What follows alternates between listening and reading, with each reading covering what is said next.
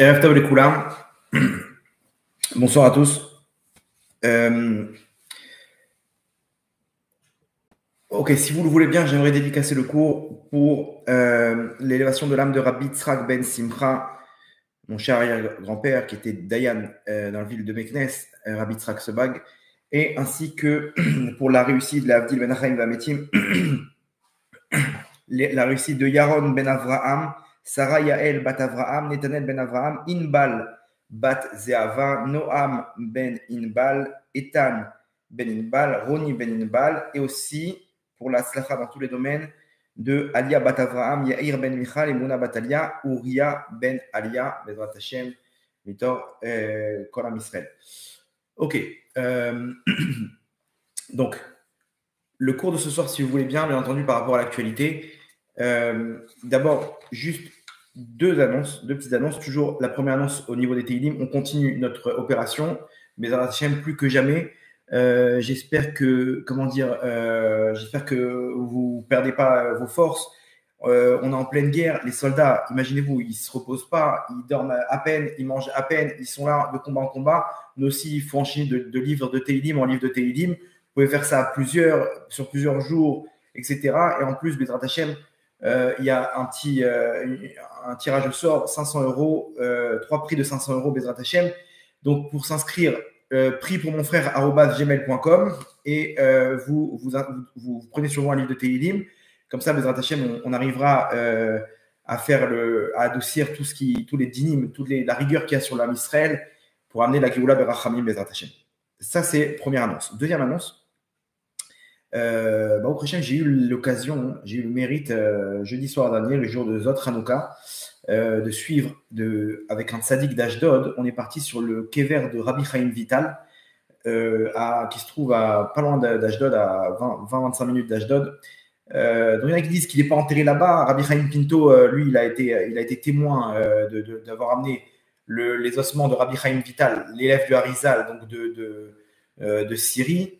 Et donc, on a fait là-bas un grand Pidyon Nefesh. Okay, on était une vingtaine à faire un Pidyon Nefesh sur le kever de Rabbi Chaim Vital, okay, pour les Khatoufim, pour les otages. Donc, il y a eu c'était vraiment quelque chose de très grand. Il y a eu une vraie, on a sonné là-bas les Khatzrotzrot, c'est les trompettes en argent. Okay, c'est quelque chose qui adoucit tous les dinim et tout. On a fait ça, vraiment, il y a eu une grande lumière là-bas.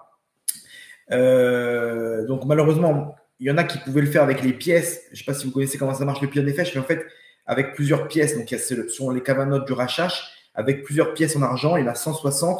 On remplace les étincelles des noms qu'on a cités, et là-bas, on fait des mélanges entre plusieurs noms divins, et on adoucit tous les dinim, sur ces pièces en argent. Bref. Ce que je voulais vous dire, c'est que y en a qui n'avaient pas ces pièces en argent, dont moi. Donc j'en fais partie. Et vraiment, je me suis dit que c'était peut-être le moment de me lancer dans des Pidyon Nefesh. Maintenant, pour ça, il faut des pièces en argent. Là, je fais appel à nos amis américains qui nous regardent. Alors je vous explique. Pour faire le Pidyon Nefesh, il faut des pièces en argent qui sont pas qu'on a fabriquées. On peut utiliser celles qu'on a fabriquées, mais il faut des pièces en argent qui sont qui appartiennent à une monnaie, c'est-à-dire qui ont une force monétaire. Ça c'est l'Echatrila, on va dire. Le meilleur, c'est des pièces qu'on peut échanger au niveau monétaire. Alors, à ce qui paraît, aux États-Unis, il y a des pièces de 10 centimes, 10 cents, qui ont 80%, qui sont fait 80% d'argent. Je crois que c'est dans les années 70. À ce qui paraît, ça s'achète dans les banques aux États-Unis. Ça coûte aux alentours de $2 la pièce, de 10 cents. Je suis prêt à acheter ces 160 pièces-là. Si quelqu'un peut faire intermédiaire, quelqu'un aux États-Unis peut se renseigner pour moi et me faire intermédiaire, j'en serai très heureux. À ce qui paraît, il y a des pièces de $1,5, qui sont 99% d'argent. Ça, c'est encore mieux. À ce qui paraît, ils sont introuvables, mais si vous pouvez me renseigner sur ça, j'en serai très heureux, Bezrat Hashem, pour nos amis américains. Voilà pour la petite annonce. Bien entendu, imaginez-vous la frustration que le lendemain de ce Pidyon Nefesh, effectivement, après 2 mois, on n'a pas eu de nouvelles, à part dans les échanges d'otages, on n'a pas eu de nouvelles d'une opération comment dire, de sauvetage des otages. Et le lendemain de ce Pidyon Nefesh, 3 otages qui sont libérés. Comment? Tout seul. Tout seul, c'est-à-dire qu'Hachem, il nous montre comment, voilà, moi, je peux prendre 3 otages, les sortir en plein cœur des terroristes. Ok, je les sors, ils se baladent dans la nature. Malheureusement, la suite, elle est pas très sympa, mais Hachem nous a fait un petit clin d'œil. Ce qui s'est passé derrière, c'est terrible. Ok, on va en parler, Bezrat Hachem. Et voilà. Donc, ce qui est important, c'est que il y a quelque chose qu'Hachem est en train de nous donner un message. Et peut-être par rapport à la seconde étape, la deuxième étape la deuxième vague, on va dire, dans cet épisode de la guerre de Gog ou Magog, j'ai l'impression qu'Hachem, il nous parle. Je ne sais pas si vous vous rappelez un petit peu, on avait fait des cours où il y avait tout le temps des attentats, où il y avait 2 frères qui mouraient. Tout le temps 2 frères qui étaient assassinés, un frère et une sœur. Il y avait tout le temps ce côté fraternel qui revenait. Et là-bas, on disait combien Hachem nous fait comprendre qu'il faut qu'on soit unis, qu'il faut qu'il y ait cet ardout, qu'il faut qu'il y ait cette union entre nous, le shalom et la paix. Et malheureusement, en fait, on a compris que c'était des avertissements avant ce qui s'est passé le 7 octobre. Aujourd'hui, Hachem nous fait les mêmes appels de phare avant peut-être une deuxième vague qui s'annonce très prochaine, qui a l'air d'être très dans les prochains jours.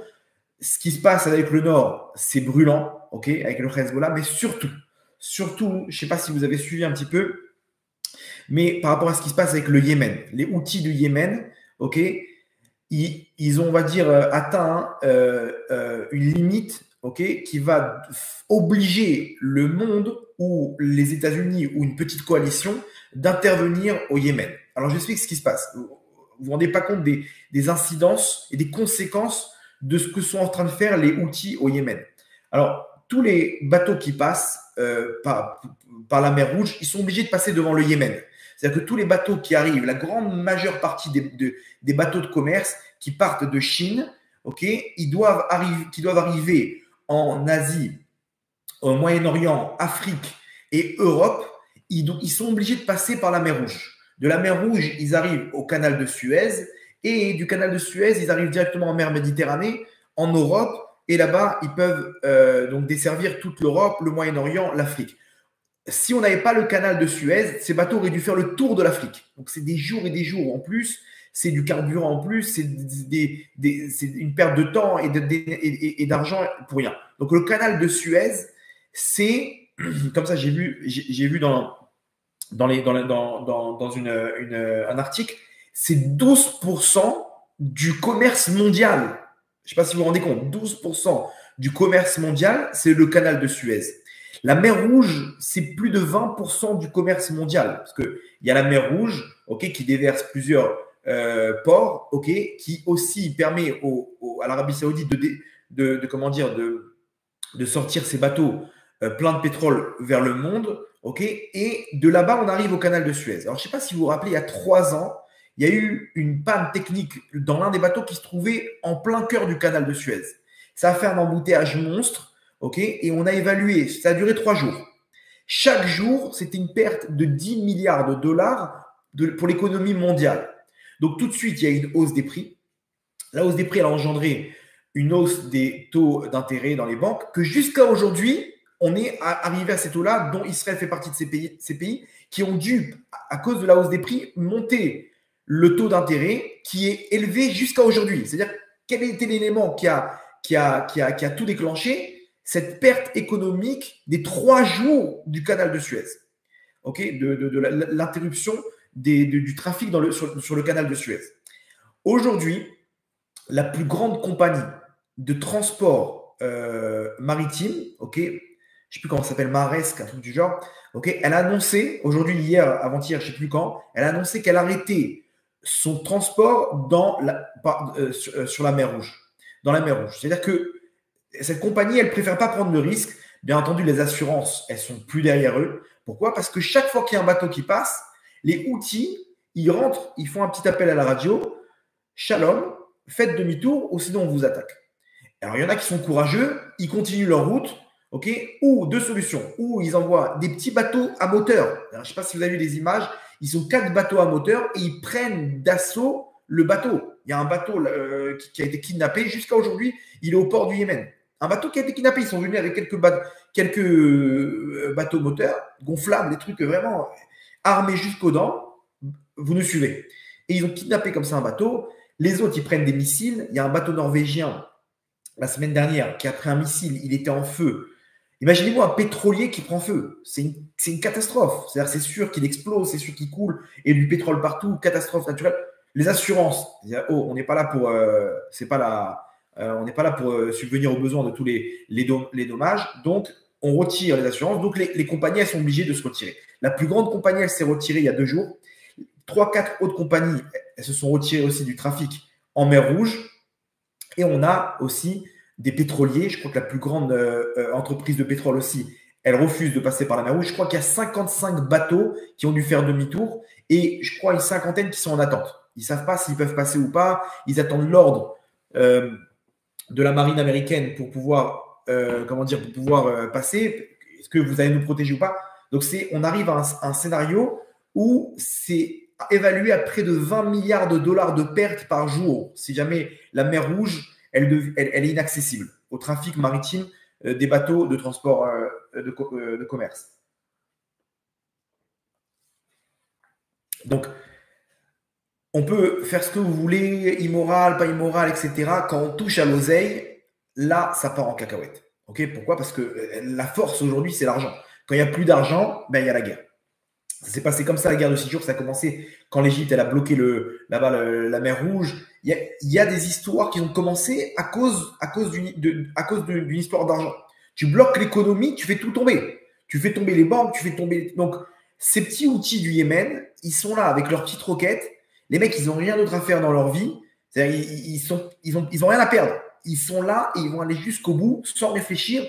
C'est le but d'un terroriste, c'est terroriser. C'est quoi terroriser? C'est juste on veut embêter, on veut terroriser le monde. Tu as un objectif. Qu'est-ce que tu vas gagner maintenant? Tu n'as pas compris que tu fais du mal automatiquement à la Chine, que eux ils perdent parce que tout vient de tous les bateaux, ils partent de là-bas. Okay, et la Chine, indirectement, c'est tes alliés. Et si demain tu rentres en guerre, alors tu vas devoir entraîner tout le monde avec toi. Vous ne vous rendez pas compte que de là, il peut découler une 3e guerre mondiale.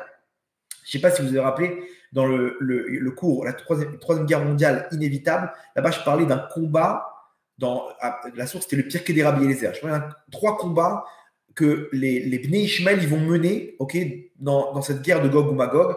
Un sur terre, donc ce qui s'est passé le 7 octobre, un sur la mer maritime. Il y aura une guerre maritime. C'est ce qui se passe avec les Houthis du Yémen. Et le 3e proche de Jérusalem.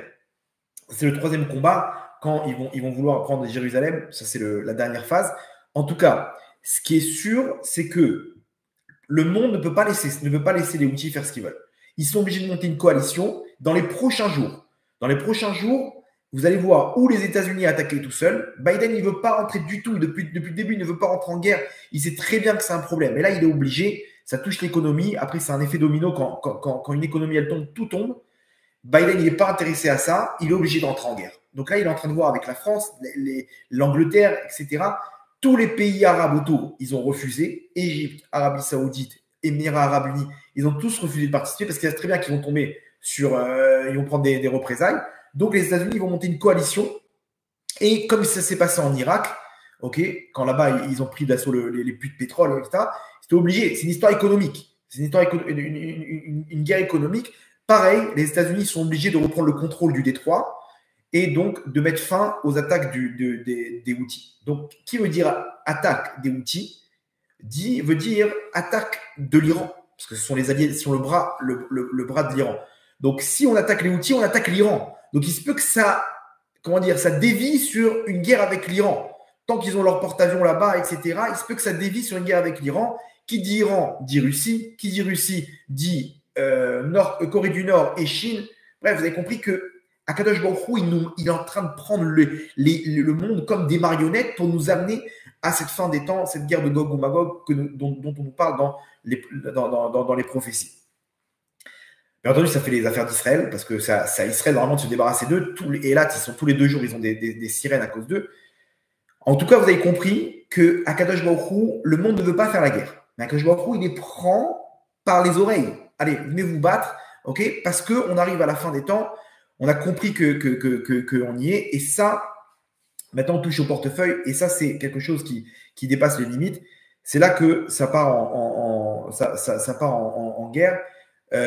Donc, la deuxième étape de la guerre qui risque d'être dans les prochains jours. Ok, donc ne vous étonnez pas si un matin vous vous réveillez, opération de la coalition franco-américaine anglaise, ok, contre les Houthis du Yémen, comme ça, une opération de 2-3 semaines où ils les mettent KO. C'est très probable dans les prochains jours, on voit la semaine prochaine. En parallèle, donc Hachem il nous annonce, ça va partir en steak, ça va partir en cacahuète, tenez-vous prêts, ok? On voit ce qui se passe, tout le monde est, on va dire, plus ou moins lucide. Sans compter que ce qui s'est passé le 7 octobre, c'était une surprise. C'est-à-dire là, on essaye d'évaluer, bien entendu, on ne parle pas de, c'est qu'une évaluation, ok? Mais sans évaluer, il se peut que du jour au lendemain, il peut y avoir une surprise comme le 7 octobre, ok? Imaginez-vous que la Corée du Nord, il fasse ce qu'a fait le Hamas, d'une journée à l'autre, ils fassent exactement ça aux États-Unis. Un Pearl Harbor comme ça. On ne se rend pas compte où est-ce que le monde peut nous mener, où est-ce qu'on peut arriver. Et Hachem nous a montré quelque chose en Israël, ça doit attirer notre attention sur la suite. Ceux qui disent, mais non, vous dites des bêtises, tout va rentrer dans l'ordre, etc. Ces gens-là, je pense qu'il faut vite m'amener leur nom, comme ça, le prochain coup, on fera pour leur réfoua cinéma, pour leur guérison totale. Parce que c'est illogique. Ce qui s'est passé, c'est illogique. Il n'y a plus de logique. Depuis le corona, on voit qu'Hachem, il a pris le contrôle de ce monde-là. Ok, et donc, il faut prendre tous les plans en compte, même les pires, malheureusement.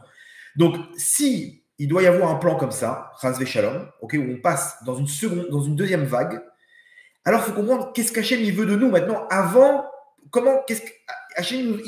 d'envoyer une vague, il envoie le médicament. C'est comme ça la Gemara dans Megillah dit, Hachem, il envoie Magdim Refoua la Maka. Avant d'envoyer le coup, Akash Baruch Hu, il envoie le remède. Quel est le remède qu'Hachem nous envoie juste avant la prochaine étape? Ok, s'il y en a une. Et ben c'est ce qui se passe aujourd'hui. Ce qu'on a vu dernièrement, deux événements tragiques. Ok, trois plus exactement. D'abord, ces deux événements qui sont donc vendredi. Imaginez-vous vendredi matin, 10h du matin, en pleine journée. C'est-à-dire qu'Hachem, il nous montre que c'est illogique pour nous faire comprendre que ça vient de lui. En pleine journée, il y a deux civils qui se baladent, ils sont sans t-shirt, ils ont une apparence européenne, ok? Ils sont avec un drapeau blanc, il y a un tireur d'élite sur le toit, à je ne sais pas combien de mètres, le mec, il est plein d'adrénaline, il connaît ses plans de civils qui sont en fait armés et qui truquent, etc. Le mec, il envoie 2 balles, il les descend les deux. Ils arrivent, ils voient, c'est qui? C'est 2 otages. Mais comment c'est possible? 2 otages, les mecs qui sont hyper bien gardés, c'est des diamants pour le Hamas. Parce que 2 otages, ça équivaut à 300 terroristes qui peuvent libérer. 2 otages, c'est même s'ils n'arrivent pas à libérer, ils savent qu'ils vont y passer, ils vont les prendre avec eux, ils vont les tuer. Ils vont les tuer ou ils vont les piéger de bombes de façon à ce qu'ils partent avec eux et avec les soldats qui viennent les libérer. Il y a eu des opérations d'otages qui ont mal tourné et les otages, ils sont morts. Il y a eu quelques otages. Malheureusement, il y a eu des dommages. Et même les soldats qui sont venus libérer, il y a eu des morts. Les otages aussi sont morts. Il y a eu des explosions, des pièges, des mines. Là, qu'est-ce qui se passe? Les mecs, ils sont dehors, devant les soldats. Ils sont devant eux. Ils étaient là depuis quelques jours. Apparemment, ils ont tagué sur leur maison otages, SOS, 3 otages. Donc, il y en a 2, ils sont descendus. Il y a un troisième, au premier cas. Ok, vous allez me dire, bon, ok, erreur, le soldat, il est plein, imaginez-vous, il ne dort pas, etc. On peut les comprendre. Les mecs, ils ont le doigt sur la goupille, ils savent très bien que c'est ou eux, ou comment dire, c'est l'un ou l'autre. Si tu n'es pas actif, tu peux perdre ta vie.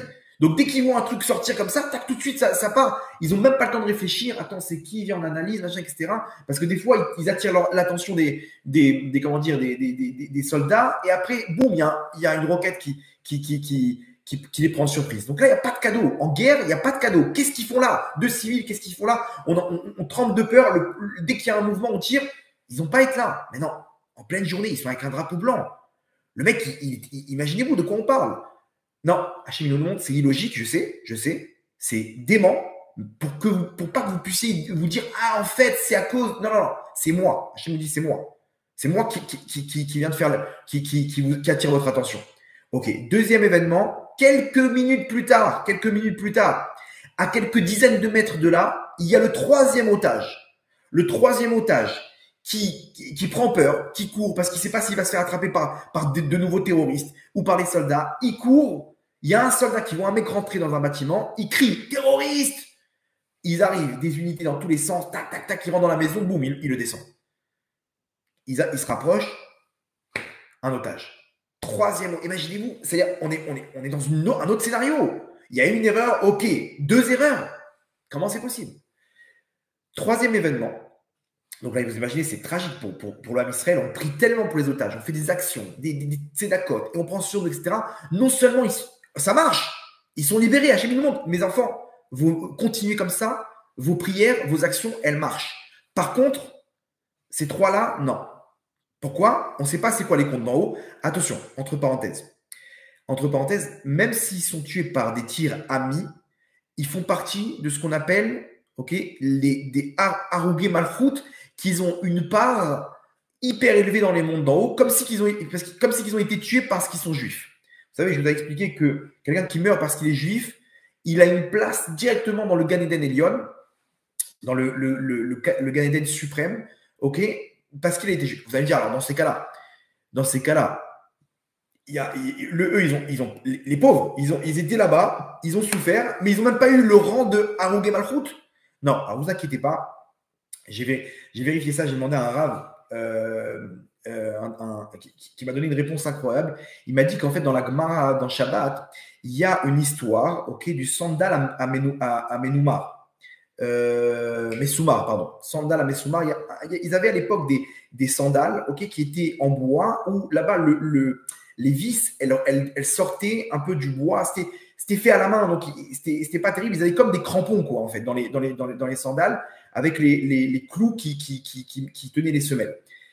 Et là-bas, à l'époque des Romains, ils étaient poursuivis et ils avaient l'interdiction de faire Shabbat. Et donc, ils se cachaient dans des grottes, ils faisaient Shabbat en cachette. Et un jour, un Shabbat, il y a eu un bruit de chevaux et tout. Ils ont cru que c'était les Romains, alors qu'en fait, aucun rapport. Ils ont pris panique. Il y a eu un mouvement de foule et ils se sont marchés les uns sur les autres.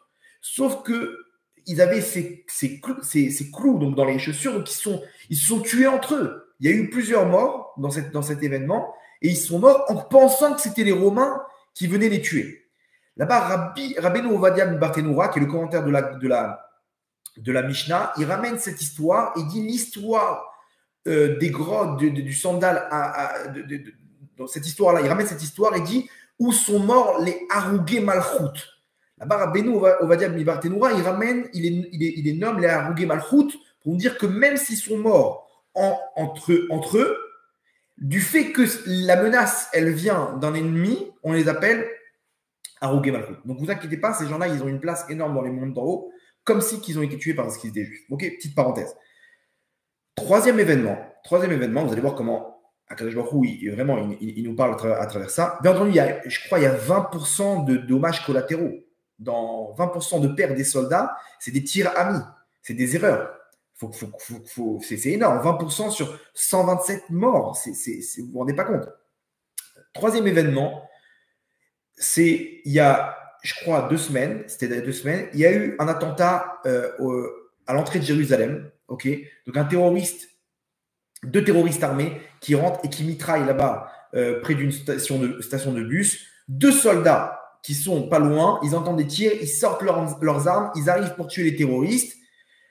Et là, il y a un chauffeur d'un camion qui s'arrête, qui était armé d'un pistolet, qui s'arrête, qui tue les 2 terroristes. Il arrive à tuer les 2 terroristes. Les 2 soldats, ils arrivent, ils voient le mec avec le flingue, ils le tirent de loin et ils abattent l'Israélien qui a tué les 2 terroristes. Donc, il y a eu, en plus des morts, des victimes, celui qui est sorti maintenant pour sauver, qui a sauvé tout le monde, qui a tué les 2 terroristes, il se fait abattre par les 2 soldats, pareil, qui ils ont vu un civil armé, ils ont tiré ils ont tiré tout de suite sans savoir qui il était. Donc, on a trois actes de tirs collatéraux, c'est-à-dire de tirs amis, où on se tue entre nous. On est en train de se tirer entre nous, trois cas différents, ce n'est pas un seul cas, une erreur. Non, dans ces derniers jours, on arrive à des cas qui sont révoltants. Hachem, il veut attirer notre attention. Hachem, il est en train de nous dire, mes enfants, la veille du jeûne du 10 Tevet. Le jeûne du 10 Tevet, comme vous savez, c'est le début de la destruction du temple, du Beth Amikdash, qui a été détruit, comme vous le savez, le deuxième Beth Amikdash, à cause de la haine gratuite. À cause de la haine gratuite, le Beth Amikdash, il a été détruit. Nos sages nous disent que chaque année où le Beth Amikdash n'est pas reconstruit, ça veut dire que si jamais le Beth Amikdash avait été dans notre génération, aussi il aurait été détruit. Il aurait été aussi détruit. Si le Beth Amikdash n'est pas reconstruit de notre jour, ça veut dire que nous aussi, ok, on aurait été à l'origine de la destruction du Beth Amikdash s'il avait été parmi nous dans cette génération. C'est grave. Ça veut dire que jusqu'à aujourd'hui, on est dans la même faute de haine gratuite, de combat entre nous. Il y a marqué, nos sages nous disent, Amevazet Ravero Keilou Chauffeur Damim. Celui qui humilie son prochain, c'est comme si qui le tue. C'est-à-dire que quand tu viens devant tout le monde et tu parles mal à ta femme, ok, c'est comme si tu as pris un flingue, tu lui as mis une balle dans la tête. Le Keilou Chauffeur Damim, comme si il fait couler le sang. Donc, Akadosh Baruch Hu, il nous dit, mes enfants, là, on arrive dans une seconde phase. Une seconde phase qui risque d'être terrible. Une deuxième étape dans les guerres qui risque d'être terrible, malheureusement, que ce soit chez nous, dans le Nord, ou dans le monde. Allez savoir de là, qu'est-ce qui peut se passer, comment le monde arabe, il peut s'enliser, parce que c'est encore les musulmans qui sont touchés, etc. On connaît la situation, comment elle est très fragile en France, aux États-Unis, en Angleterre, etc. On est à deux doigts. C'est exactement la même situation qu'on était avant le 7 octobre. Tout le temps des attentats, deux frères qui partaient, deux frères. Allez voir le cours qu'on a fait, ça s'appelle Je t'aime mon frère, là-bas, au début du cours. Qu'au début du cours, je ramène une liste d'attentats où il y a tout le temps deux frères, deux sœurs, deux frères, un frère, une sœur, deux enfants. C'est pas possible. Hachem nous parlait. Hachem nous disait, mes enfants, vous êtes à deux doigts d'une guerre civile entre frères. Une guerre de frères maintenant. Avec en Israël, c'est passé avec la réforme judiciaire. Les révoltes dans les manifestations dans la rue, etc. On était en train de se massacrer. Hachem nous a dit, faites attention, mes enfants, faites attention. Vous êtes en train de détruire, vous êtes en train de faire fuir la Shrina. Vous êtes en train de détruire le Beth Amikdash. Et on continue, boum. Il s'est passé ce qui s'est passé. Hachem nous avertit. Chaque fois, il prenait ses Neshamot qui devaient partir. Hachem, il a fait en sorte qu'elles partent en même temps, deux frères, pour nous dire, attention, c'est sur la fraternité que je frappe, parce que c'est là-bas que vous frappez. Ok, maintenant Hachem, qu'est-ce qui se passe? Hachem nous dit, mes enfants, là où est-ce qu'il frappe Hachem? Hachem dit, c'est moi qui frappe. Je frappe dans des dommages collatéraux pour que vous compreniez, c'est exactement ce qui se passe dans l'homme Israël. Et l'un, il humilie l'autre. Et l'un, il fait du mal à son prochain. Et la shonara, et les trucs, et on est en train de se massacrer entre nous. On n'a aucune pitié l'un envers l'autre, dans les couples, entre familles, des gens qui ne se parlent pas. Des histoires, mais débiles à cause d'une histoire. Non, parce qu'il m'a dit ça, et il m'a manqué de respect le jour où il n'est pas venu à l'anniversaire de Tata Juliette et de machin. Des histoires qui commencent sur des... Mais qu'est-ce qui t'arrive, Sadi? Qu'est-ce qui t'arrive?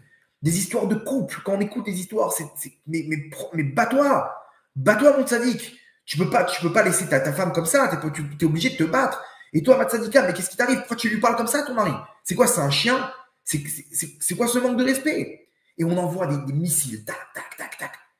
On est exactement dans la même situation à Botaï. 12 ans en prison et 22 ans, il se retrouve en Égypte. C'est terrible. Qu'est-ce qu'il a fait? Un tzaddik comme ça?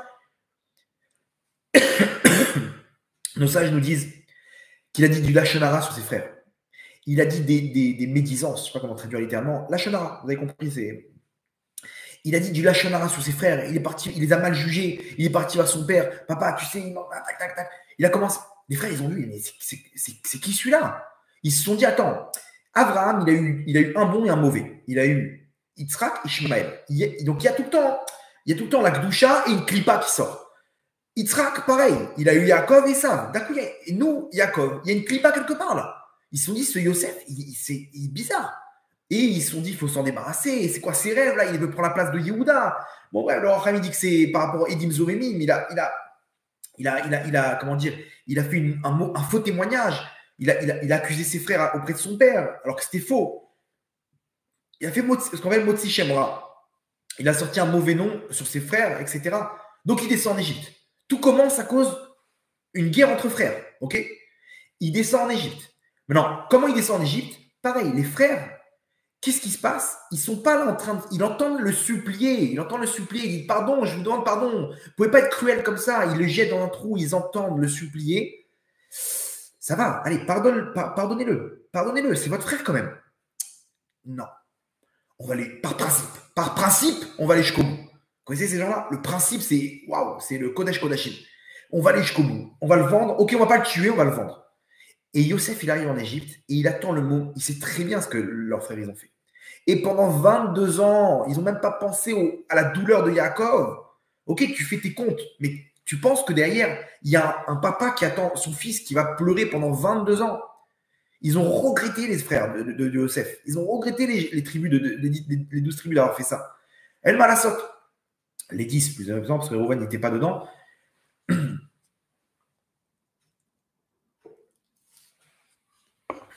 J'espère que je vais arriver au bout du cours. J'ai plus de voix. Bref, en tout cas. Donc, qu'est-ce que tu penses pas? Tu es là dans ton plan, ok? Tu penses pas aux dommages collatéraux? Je suis toujours là, hein, je suis toujours en direct. Ok? J'ai l'impression qu'il y a un problème technique, non?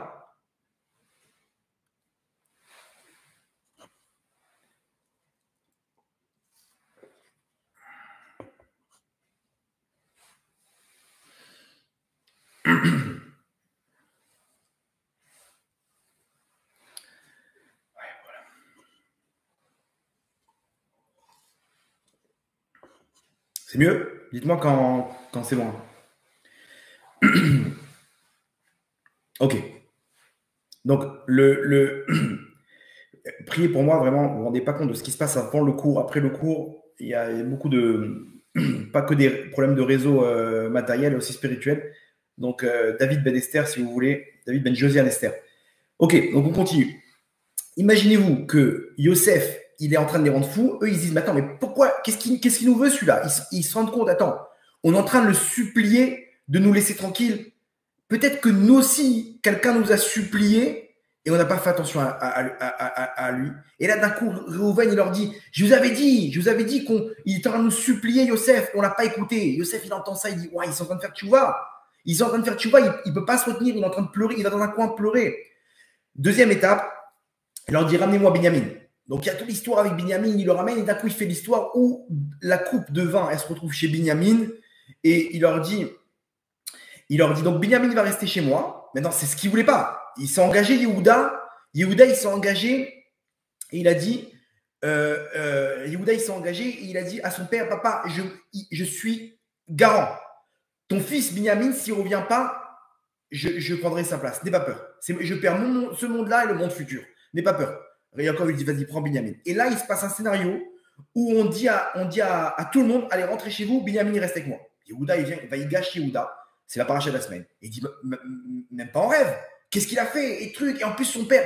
Et Yehuda, maintenant, il rentre dans un truc où il explique. Il explique à Yosef. Maintenant, pour lui, c'est un mec, aucun rapport. Quel rapport? Tu lui parles que ton père, il souffre. Il dit, tu comprends pas? Je vais faire souffrir mon père. Et qu'est-ce qu'il va dire, mon père? Mais qu'est-ce qu'il en a à battre, Yosef? Non, c'est le dirigeant égyptien. Ton père, ça me fait une belle jambe qui va souffrir. Il a volé, il doit payer, c'est tout. Et Yehuda, il voit ça, Yosef, il dit, oh, super. Ils arrivent au même niveau où ils doivent se séparer du fils de Rachel. Et là, ils réparent. Maintenant, ils réparent en se disant, on ne peut pas faire souffrir notre père. On a fait l'erreur une fois, on ne peut pas la refaire. Le Rambam dit qu'on revient au même endroit et qu'on a la même épreuve et qu'on ne tombe pas, on répare rétroactivement la faute et ça s'appelle une vraie tchouva. Donc, Yosef, il est mis dans la même épreuve. Et là, Yehuda, il réussit l'épreuve. Et il arrive à s'engager pour Binyamin. Et donc, les frères réparent leur faute. C'est là que Yosef, il n'a plus besoin de les faire souffrir. Et il leur fait la remontrance du siècle. Il leur dit, Ani Yosef, Od Avichai, est-ce que mon père, il est encore vivant? C'est-à-dire que tout ce que tu dis pour Binyamin maintenant, il leur fait comprendre à ses frères, tout ce que vous dites pour Binyamin de le sauver, pour ne pas faire souffrir votre père, moi, je suis Yosef. Et est-ce que cet argument que mon père il est encore vivant, on va le tuer si on vous avez pensé cet argument-là pour moi? Et là, ils ont compris mesure pour mesure qu'est-ce qu'ils ont fait. Ok, il y avait des comptes pour lesquels il fallait vendre. Il y avait un jugement à faire sur Yosef, mais prends en compte les dommages collatéraux. Ils n'ont pas pris en compte. Et là, Yosef, il leur a fait comprendre. Bien entendu, ils ont fait tchouva, et comme ça, ils ont réparé leur faute. Ils ont dû payer 10 Assar ou Gemalchut, 10 tzadikim plus tard, la faute de la vente de Yosef. C'est Rabbi Akiva, etc., qui sont revenus en Gilgoul pour payer. Mais en tout cas, la paracha de cette semaine, là-bas, il y a comment dire, il y a cette réunion, on va dire, sur la faute qui s'est produite dans la sinat Rinam, dans le manque d'union qu'il y avait entre les frères, entre les 12 tribus, et on répare la faute dans cette paracha. Okay, donc on voit la gravité, on est descendu en Égypte à cause d'une faute de la Shonara, à cause d'une faute de Sinat Rinam, à cause d'une marque-loquette, d'une dispute entre des frères. Aujourd'hui, on est au même niveau. La même dispute entre tous les courants, ok, et eux, et tac, et les religieux, les non-religieux, les Sfaradim, et les Ashkénazes. Et on est dans la même histoire, ok, dans les mêmes galères. On tombe dans le même piège. Alors, sachez une chose.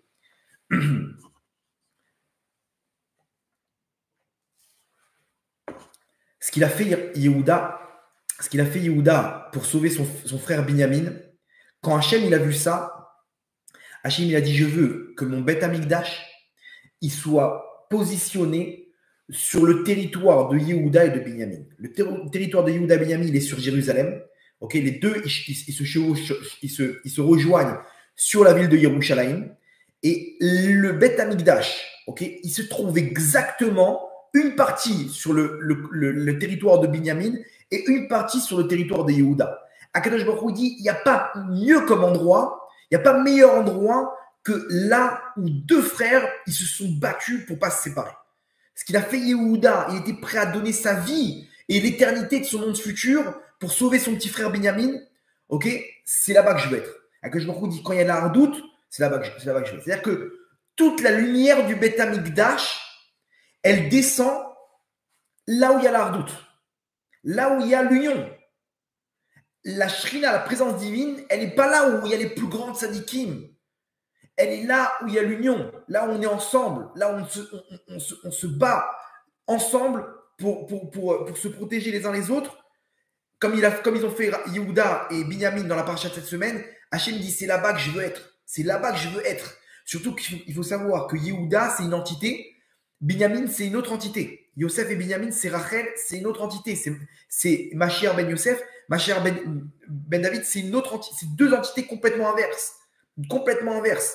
C'est Shaoul et David, ils se battent les deux parce qu'ils représentent deux royautés qui ne peuvent pas coexister. Par contre, s'ils arrivent à s'unir, on est imbattable.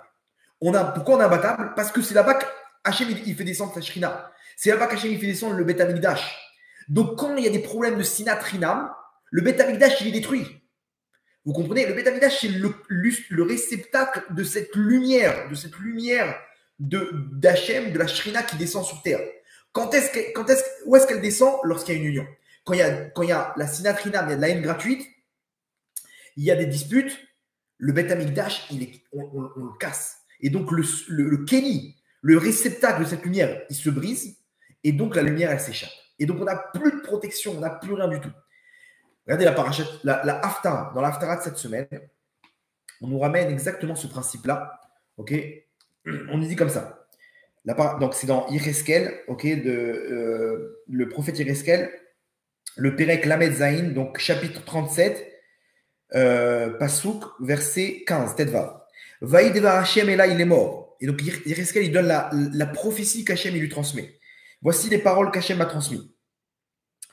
Ve'ata ben Adam, kach lecha etz echad, et toi maintenant, prends un morceau de bois, urtov alav li Yehuda, ve'livnei Israël, chaverav. Non, urtov alav li Yehuda, et écrit dessus Yehuda, ok? Ve'livnei Israël chaverav, écrit dessus Yehuda, ve'livnei Israël chaverav, et les bnei Israël, ses amis. Ou le kach etz echad, et prend un autre morceau de bois, Urtov alav le Yosef, Etz Ephraim, Vechol Bet Israël Chaverav. Et tu écriras dessus, pour Yosef, tu écriras donc Ephraim et toute la maison d'Israël et ses amis. Vekaravotam Echad el Echad. Et tu les réuniras l'un avec l'autre. Les Etz Echad, Vayu Leachadim Beyadecha. Et tu feras de ces deux morceaux de bois un seul morceau de bois. Et ils seront donc unis dans ta main. Et quand ils vont te dire, c'est quoi cette histoire-là? C'est quoi, à quoi ça rime là, de ces deux morceaux de bois que tu mets ensemble? Daber Elehem Ko Amar Hashem Elokim, tu leur diras, voici les paroles qu'Hashem m'a transmises. Ine ani lokeach et etz Yosef asher be'ad Ephraim ve'shivtei Israël chaverav ve'natati alav et etz Yehuda vasim le'etzecha vayu echad be'yadi.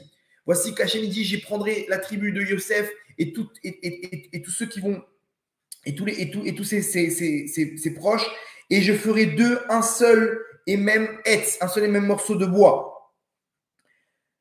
Ok, bref, je vous passe un petit peu le déroulement.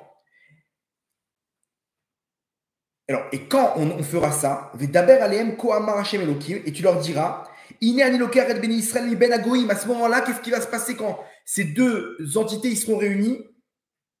Je prendrai les bénis Israël d'entre les peuples, Asher al-Husham, qui ont été exilés là-bas, Vekibatsti otam, et je les réunirai misaviv, Veveti otam el admatam, en gros, et je les amènerai sur leur terre. En gros, Hachem, il amène la Géoula, quand il y aura l'union entre ces deux entités, de Yosef et Yehuda, quand je vois qu'il déclenche la Géoula, Veasiti otam les goy echad, et je ferai d'eux un seul peuple, Be'eretz, Ba'aretz, Be'ari Israël.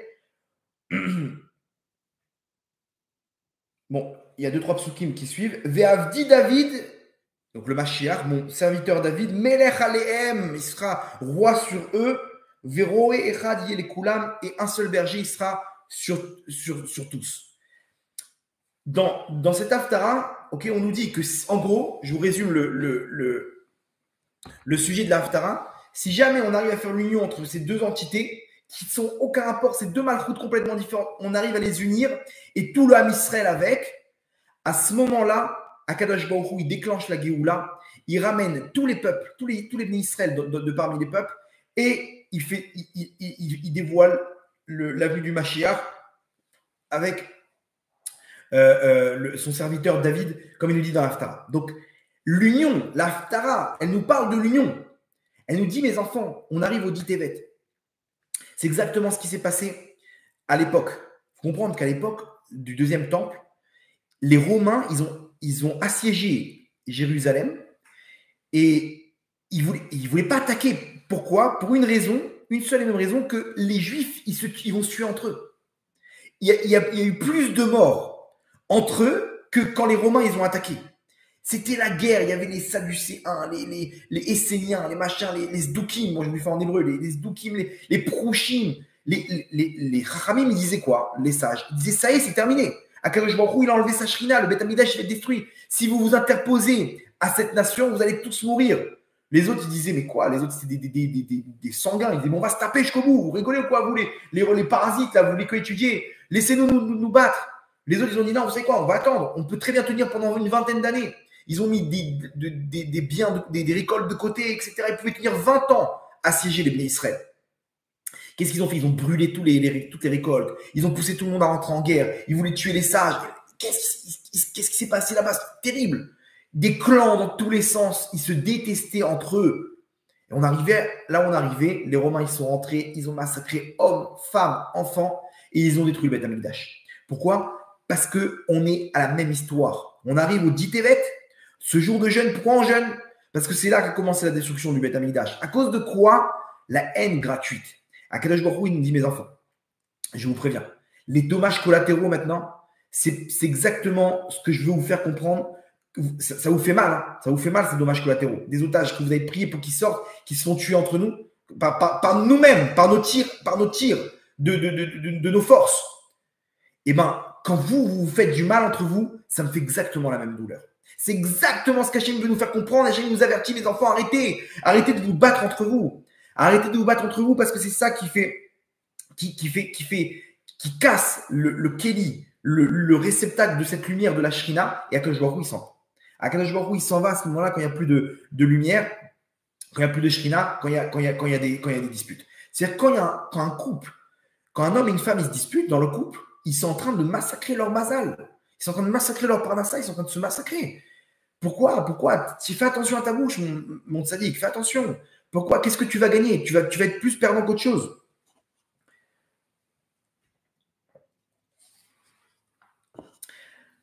Maintenant, on va rentrer un peu plus en profondeur dans les secrets de la Torah, dans la Kabbale, comment la lumière, elle descend, ok. Et vous allez voir que le scénario qu'Hachem il nous a donné d'union, c'est exactement comme ça que ça se passe dans les mondes d'en haut. C'est-à-dire que c'est une loi spirituelle que quand deux juifs ils sont ensemble, la lumière, elle peut descendre sur eux. Quand ils sont séparés, il n'y a plus de lumière.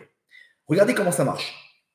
Quand Hachem il a créé le monde, il a fait descendre une lumière. Ok, je vous fais le résumé, hein. Je ne vais pas rentrer dans les détails parce que c'est compliqué. Mais avant la création du monde, avant Bereshit Bar Elohim, Hachem il a décidé de créer le monde. Le monde, c'était du néant. Il était rempli de la lumière d'Hachem. Pardon, le néant, c'est venu après. Le monde était rempli de la lumière d'Hachem. Hachem, il a retiré cette lumière au centre, ok. Et donc, il a créé le néant. De là, Hachem, il a envoyé un fil de lumière qui a régénéré tout le néant de la lumière d'Hachem. Donc, il a créé la matérialité lorsqu'il a enlevé la lumière et il a animé, il a donné une vitalité à cette matérialité lorsqu'il a fait descendre un faisceau de lumière dans tous les points du néant. Okay, et là, c'est Bereshit Bar Elohim, le commencement qu'on connaît dans notre Torah. Maintenant, bon, bien entendu, je l'ai fait en une phrase, mais il y a plusieurs étapes. À un moment, il y a eu un problème. À un moment, il y a eu un dommage que dans les sphères qui reçoivent. Hachem, il a créé plusieurs sphères pour pouvoir recevoir cette lumière. Cette lumière, elle est trop forte. Elle est trop. Personne. Ce monde, il n'est pas capable de la lumière d'Hachem, il n'est pas capable de la supporter. Donc Hachem, il a fait 10 sphères célestes, ok. Chochma Bina Da'at, Chesed Gvura Tiferet, Netzar Od Yesod Malchut. 10 sphères célestes qui vont diviser cette lumière en plusieurs entités pour qu'on puisse la supporter, cette lumière. Sauf que ces sphères célestes, à un moment donné, il y a un monde qui s'appelle le monde des Nekoudim. Les Nekoudim, ça veut dire que ces sphères célestes, elles se sont alignées, une au-dessus de l'autre. Ok, une en dessous de l'autre.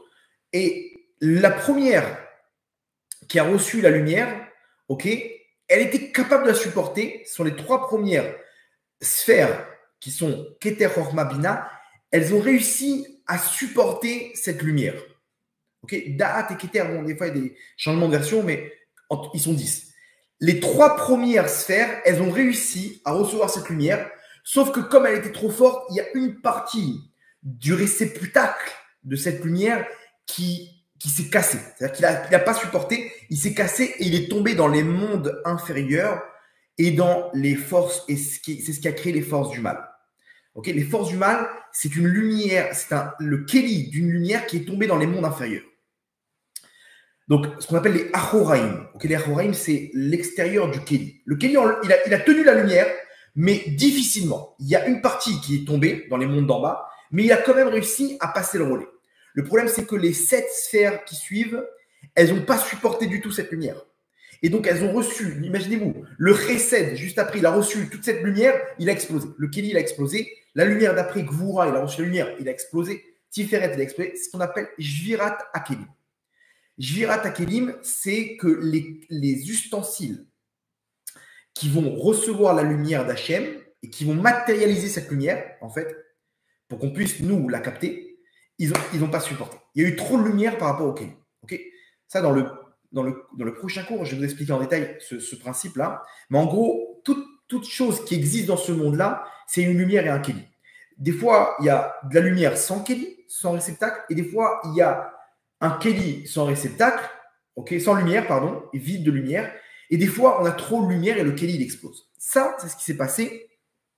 Il y a trop de lumière et donc le kéli, il explose. Maintenant, Hachem, il a fait le monde qui a suivi, auquel je vous passe les détails, le Olam Atikun. Donc, le premier Olam, c'est le Olam Atou, le monde de néant, là où tout était. Là, on rentre dans le Olam à le Olam à Tikkun, le monde de la réparation. Et là, Hachem, il a créé un système où les sphères, elles se sont alignées différemment. Il y a les 3 d'en haut, après 3 autres, encore 3 et le Yesod en dessous, à l'image d'un homme. Elles sont alignées à l'image d'un homme. Les 3 sphères, c'est la tête, le bras, les 2 bras, le corps, les jambes et la bride. Ça, c'est les 10 sphères. C'est-à-dire que c'est que comme ça, dans ce système, ok, j'espère que ce n'est pas trop compliqué, mais c'est que, en gros, dans ce système où les sphères, elles se sont divisées en plusieurs, que la lumière, elle a pu être captée. Comprenez bien que maintenant qu'on est divisé en plusieurs, donc il y a une partie qui est reçue par les 3 lumières d'en haut qui repasse sur les lumières en dessous, et on est tous ensemble, on est une équipe pour tenir cette lumière. C'est-à-dire que le Chesed, il a au-dessus de lui la Chorma, il a le Netzach en dessous, il a la Tiferet à côté, il est entouré pour pouvoir recevoir cette lumière. Contrairement au monde précédent, où il était tout seul à recevoir cette lumière et personne n'était là pour l'aider, et donc le Keli, il a explosé. Je vous fais un résumé. Donc, le monde des Nekoudim, dans le Olam HaTohu, la lumière, elle était trop grande. La lumière était trop grande pour que chacun y puisse recevoir cette lumière. Chaque entité de sphère céleste, elle ne pouvait pas recevoir tout seul cette lumière. Dans le monde du tikkun, de la réparation, les sphères, elles sont à l'image d'un homme où cette lumière, elle est reçue par un kéli, mais elle est épaulée par d'autres kélim qui vont pouvoir faire en sorte que cette lumière, elle se divise et donc elle puisse être, intégrée dans les mondes d'en bas. Conclusion, lorsqu'on est une équipe, ok, alors on peut capter la lumière d'Hachem. Si on est en mode Nekoudim et que chacun il prend cette lumière et qui la garde pour lui tout seul, eh ben, on passe l'explosion de la lumière elle s'échappe. La lumière, elle s'échappe parce qu'on n'a plus de Kéli pour la recevoir. Et donc, on est complètement déconnecté de cette lumière. C'est ce qui s'appelle Shvirat HaKelim, la destruction des réceptacles. Ok, je ne sais pas si c'est clair ou pas, mais en gros, l'union dans les mondes d'en haut, c'est l'élément qui va nous permettre de recevoir cette lumière. C'est pour ça qu'aujourd'hui, on peut comprendre pourquoi spirituellement, quand Yehuda et Binyamin ils étaient ensemble, c'est là que la lumière elle a pu descendre. C'est là qu'Hachem il a mis le Beth Amikdash. Pas parce qu'Hachem il a été sensibilisé. Waouh, ils m'ont fait kiffer. C'est là-bas que je veux être avec vous, mes chers enfants. Spirituellement, c'est une loi. Quand 2 entités ils sont ensemble, c'est là-bas qu'on peut mettre la lumière. C'est là-bas qu'Hachem il peut se trouver. Quand chacun il est divisé, il n'y a pas de lumière possible. C'est la Shvirat HaKelim. Il n'y a aucun réceptacle pour tenir cette lumière. Vous allez me dire comment on voit ça aujourd'hui. Donc ça, c'est Olam HaTikkun. Ok, Olam HaTikkun, c'est un peu comme une équipe de foot. Une équipe de foot, il y a le goal. Il sait où il est le goal. Il ne va pas dire hey, laissez-moi jouer tout seul. Il a sa place. Il y a le défenseur latéral, le milieu de terrain, le meneur de jeu, le buteur. Chacun, il connaît sa place et chacun, il sait exactement. Maintenant, tu es sur le côté. Fais une passe. Tu ne peux pas tout seul. Tout seul, tu ne peux pas dribbler le terrain. Fais une passe. Tu as quelqu'un, tu as le défenseur derrière toi, tu as le buteur devant. Trouve une solution. Regarde, lève la tête, regarde le jeu. Fais une ouverture, je ne sais pas, un centre. Il y a des solutions. Cette balle, tu ne peux pas la garder. Si tu veux la garder tout seul, combien tu vas dribbler? Un joueur, 2 joueurs, ça, ils vont prendre la balle, ils vont marquer. Donc, c'est ridicule de voir un joueur personnel qui fait son kiff sur le terrain. Il faut être une équipe, des passes dans tous les sens. Et c'est ça le secret de la victoire. C'est un jeu de passes parfait pour pouvoir arriver jusqu'au but. Les mondes d'en haut, c'est exactement pareil. C'est exactement pareil. La lumière, elle descend. Si on n'est pas ensemble une équipe, on ne peut pas la capter, cette lumière. On ne peut pas la capter, cette lumière. Maintenant, vous allez me dire comment? Où est-ce qu'on voit ça? Vous ne vous rendez pas compte. C'est exactement ce qui se passe aujourd'hui dans le Ham Israël. Chacun des courants, il proclame être le Hémet. C'est-à-dire que c'est moi le Hémet. Les autres courants n'existent pas. C'est ça qu'Hachem il nous fait comprendre. Les enfants, vous êtes en train de vous tirer des balles sur vos proches. Vous êtes en train de vous tirer dessus. Vous ne comprenez pas comme ça. Non seulement tu n'as pas le Hémet, mais en plus, non seulement tu crois avoir le Hémet, tu le gardes pour toi, mais tu n'as rien du tout. T'as rien, t'as tout perdu. Non seulement t'as perdu la lumière d'Hachem, mais en plus tu te mets en danger parce que on est à l'abri des tirs des autres, de nos propres tirs. J'ai un élève, il me dit, il est Chabad, il me dit, Rav, il m'explique en long, en large, en travers comment le Rabbi, c'est le Nassi adore, etc. J'ai un autre élève, écoutez bien, qui me dit que la réincarnation du Mashiach, ok, donc Nassi adore, le Rabbi, il va revenir en tant que Mashiach, etc. J'ai un autre élève qui me dit, Rav, vous savez que la réincarnation du Mashiach, ça sera le Rav Israël au dessert, le Baal HaPetek, qui est la réincarnation de Rabbi Nachman Breslev, etc. Je sais pas, il y a un problème. L'un, il dit que le Mashiach, c'est le Rabbi, l'autre, il dit que c'est le Baal HaPetek, l'autre, il dit que. Alors maintenant, il y a les Chassidim de Belz, il dit que l'Admour de Belz, le Rav Aaron mi Belz, il dit qu'il a fait une action pour que de sa descendance vienne le Mashiach. C'est-à-dire que selon les Chassidim de Belz, le Mashiach, il va descendre d'un des Admourim. Ok, maintenant les Sfaradim, ils disent non, il n'y a que le Rav de Yosef, les autres le Rav Kook, les autres comme ça. Imaginez-vous un scénario où chacun il est en train de dire la lumière elle est chez moi. C'est-à-dire que vous n'existez pas. Il n'y a pas d'autre chemin. Le seul chemin c'est moi. C'est-à-dire que c'est le Khorban, la destruction du Beth Amikdash, que ce chemin-là, c'est le chemin de ta Neshama qui te rapproche d'Hachem, va jusqu'au bout. Mais elle est où l'erreur quand on dit que tous les autres, c'est du sheker?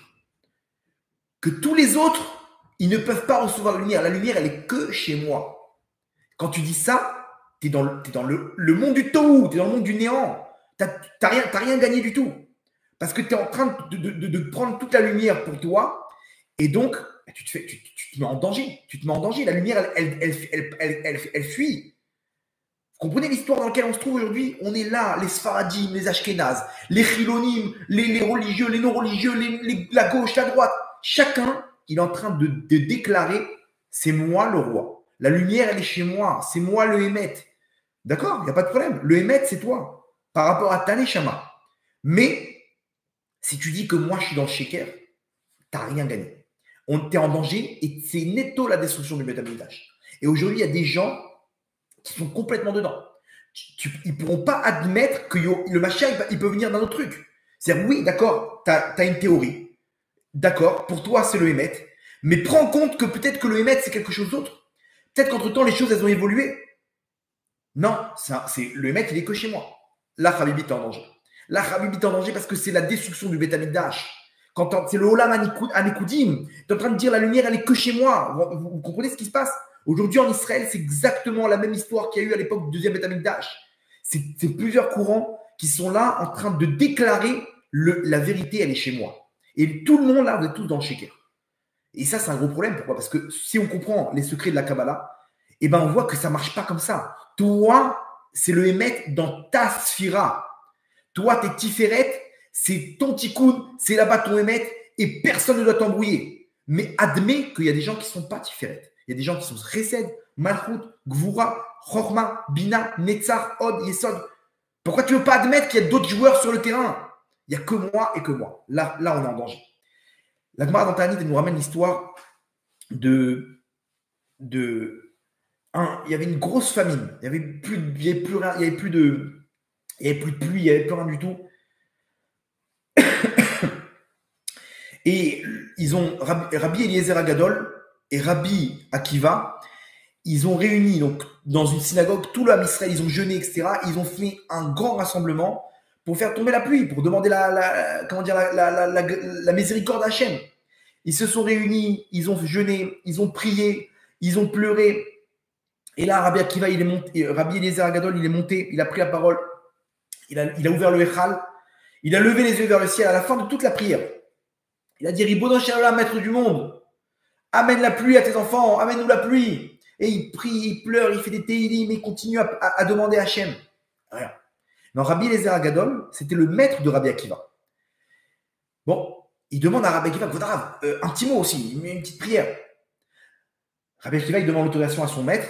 Rabbi Eliezer, il dit, va, monte. Rabbi Akiva, il monte devant, il ouvre le Echal, il ouvre le Sefer Torah, et il dit, Avinu Malkenu, Chatanu lefanecha, Rachem alenu. Avinu Malkenu, notre Père, notre Roi, on a fauté devant toi, pardonne-nous, et la pitié pour nous. Il finit de parler, Rabbi Akiva, une pluie battante. Ça y est, c'est terminé. Le décret, il a été annulé. Rabbi Akiva, il a fait sauter le décret. Les gens, ils ont commencé à parler. Ils ont dit quoi? Rabbi Akiva, il est plus fort que son maître. Rabbi Eliezer, il parle. Rien. Rabbi Akiva, il parle. Il fait tomber la pluie. La Gemara, elle répond quoi? Elle dit non, non, non. Lui, il est over al midotav. Lui, il est l'homme à vir al midotav. Rabbi Akiva, quand on l'humiliait, il laissait passer. Il était là en train de. Il est tout le temps en train de chercher le shalom. Et Rabbi Akiva, Rabbi Eliezer, il était makpid. Il était rancunier. La Torah, il ne faut pas toucher. Tu touches à la Torah, il tapait du poing sur la table. Donc, quand il faut annuler la rancune d'Hachem, il n'y a que Rabbi Akiva qui peut le faire. Ça veut dire que c'est pas que Rabbi Akiva il est plus grand que Rabbi Eliezer. Là, on a besoin de quelqu'un qui est chesed. Rabbi Akiva, il est chesed. Rabbi Eliezer, il est gvoura. Là, on a besoin d'un buteur. On n'a pas besoin d'un milieu de terrain. Donc, il n'y a que Rabbi Akiva qui a la clé de faire descendre la pluie. Vous comprenez? Maintenant, nous, comme comment dire, on ne comprend rien de comment ça se passe. On est là en train de dire, mais attends, mais Rabbi Akiva, il est plus fort que Rabbi Eliezer. Non, non, non et non. Rabbi Akiva, c'est la clé parce que là, maintenant, on a besoin de quelqu'un que sa neshama, elle tire sa source dans le chesed. On a besoin de faire descendre du chesed. Donc, c'est Rabbi Akiva qui a la clé. Mais demain, Rabbi Akiva, il va prendre un mur et c'est Rabbi Eliezer qui aura la clé parce qu'on a besoin de Gvoura. On a besoin contre les accusateurs de Gvoura, de faire tomber les murs. Et là, il n'y a que Rabbi Eliezer qui est capable de le faire. Donc nous, les ignorants, on ne connaît pas comment ça se passe dans les mondes d'en haut. Quand on voit que lui, c'était le grand de la génération, on dit c'est lui le Hémet. Et c'est lui le plus grand de tous les rabbanim. Ouais. Combien on est loin du Hémet quand on dit ça? Parce que tu n'as pas compris que lui, tout de suite, c'est sa neshama que le monde il a besoin. Donc quand tu dis, il n'y a que ce tzaddik qui peut nous sauver, et tu ramènes une tonne de preuves. Tu ramènes des livres et des livres. Habibi, qui te dit que dans la génération dans laquelle il a vécu, ce n'était pas lui la clé. Mais aujourd'hui, qui te dit que c'est encore la clé? Tu as les comptes d'en haut, toi. Tu es là, tu es à la place de Elia Ouanavi. Vous comprenez qu'on est en train de prendre l'infini et le mettre dans du fini. Ça, c'est grave. À Botaï, ça, c'est très grave. Ça, c'est le début de la destruction du Beth Amikdash. Et c'est ça qui fait qu'on répare. Toi, il y a quelque chose qui te parle, vas-y à fond. Et personne ne doit t'empêcher d'aller là-bas parce que ta neshama, elle est dans cette sphère céleste. Par contre, comprends qu'il y a d'autres entités autour de toi pour recevoir cette lumière d'Hachem. Parce que Hachem, il n'est pas matérialisé dans une seule catégorie. Hachem, il est universel et il intègre même les non-juifs. Donc toi, quand tu es en train de dire, il n'y a que nous et que nous et que nous, et même il marche mal, t'es où? Même les peuples du monde, Hachem, il est avec eux. Tout le monde, là, Hachem, c'est le monde entier. Donc quand on est là en train de le dire, il est que là, Hachem, tu es en train de matérialiser toute cette lumière ici, c'est le début de la fin. Vous comprenez? J'ai pensé moi un jour, je me suis dit, imaginez-moi un scénario, le Mashiach, il va arriver. Il va arriver, voilà, il y a un tzaddik énorme, une intelligence suprême, prophétie, il fait des miracles, il se dévoile. Ok? Il va commencer à les voir. Alors déjà, imaginez-vous, il y a la moitié du Ham Israël qui pense être le Mashiach, ok? Ils vont se dire, c'est pas lui, parce que c'est moi le Mashiach, donc ça ne peut pas être lui. Donc déjà, enlever la moitié du Ham Israël. Okay, et même des femmes qui pensent être le Mashiach. On m'amène des cas terribles. Bref, ça c'est un syndrome de Jérusalem. Beaucoup de personnes pensent être le Mashiach. Donc ça déjà, quand il va se dévoiler, enlever la moitié du Ham Israël qui pense être le même Mashiach. Après, il va aller voir les croyants. Il va aller voir les Chabad, il va dire non, mais ils vont dire non, bon, vas-y, Batzlacha, ok, mais pour nous, on a notre idée, et pour nous, il n'est pas des vivants, le Mashiach. Donc, laisse tomber. Les Chabad, ils vont de côté. Ils vont aller voir les Breslev, ils vont dire non, mais pour nous, c'est la réincarnation du Baal Apétek et machin, etc. Laisse tomber. Il va aller voir comme ci et comme ça, et tel courant, et les racistes de. À la fin, il va se retrouver avec qui, le Mashiach? Qui va l'accepter? Ils vont chacun dire non, mais attends, t'as quoi comme chaussette là? Tu mets le Streimel? Mais t'es Rav Ovadia Yosef, t'es comme ça, c'est quoi ta kippa? Attends, non, mais je peux pas, t'as une kippa noire, ou une kippa comme ça, et comme si. Imaginez-vous dans quel état d'esprit on va se retrouver. Il va se retrouver avec des bras cassés, qu'eux, ils n'ont rien du tout dans leur vie, et voilà. Et on va dire quoi? Ah voilà, encore un nouveau Yeshua. Non, laisse tomber, et ils vont tous se réunir, ils vont faire un bed-in de dire celui-là, il faut le mettre en quarantaine, c'est un fou furieux, c'est un nouveau Yeshua, un nouveau Shabtai Tzvigi. Comment Hachem il peut amener Mashiach dans la situation dans laquelle on se trouve maintenant? Parce que personne n'est capable d'admettre peut-être que la lumière, elle vient d'ailleurs. Moi, ce qui me parle, c'est Rabbi Nachman. Moi, j'adore Rabbi Nachman. C'est le tzaddik qui me guide dans cette galoute. Mais je suis à fond sur les secrets de la Torah, sur le Harizal, sur Rav Ovadia Yosef, et tout ce qui parle de la Chassidoute, etc. Je suis pas bloqué sur quelque chose. Des fois, il y a quelque chose qui me rapproche d'Hachem, c'est Rav Ovadia Yosef, des fois, c'est quelque chose d'autre. Je ne suis pas en train de venir, et là, le danger, il est. Quand tu viens dire le Hémet, il est que là-bas. Quand tu dis ça, c'est un problème. Donc, toi, t'es Chabad, Breslev, Datiloumi, Sfarad, ce que tu veux, fonce. Mais ne viens pas dire que les autres, c'est du Sheker. Ça, c'est ce qu'Hachem il nous fait comprendre. Quand on est exactement dans cette guerre, la destruction du Beth Amikdash, il faut qu'on arrive à s'accepter. Il y a une entité qui est Malchut Yehuda et une autre entité qui est Malchut Yosef. Ces deux entités-là, elles ne peuvent pas s'accepter. Pourquoi? Parce que c'est deux royautés différentes.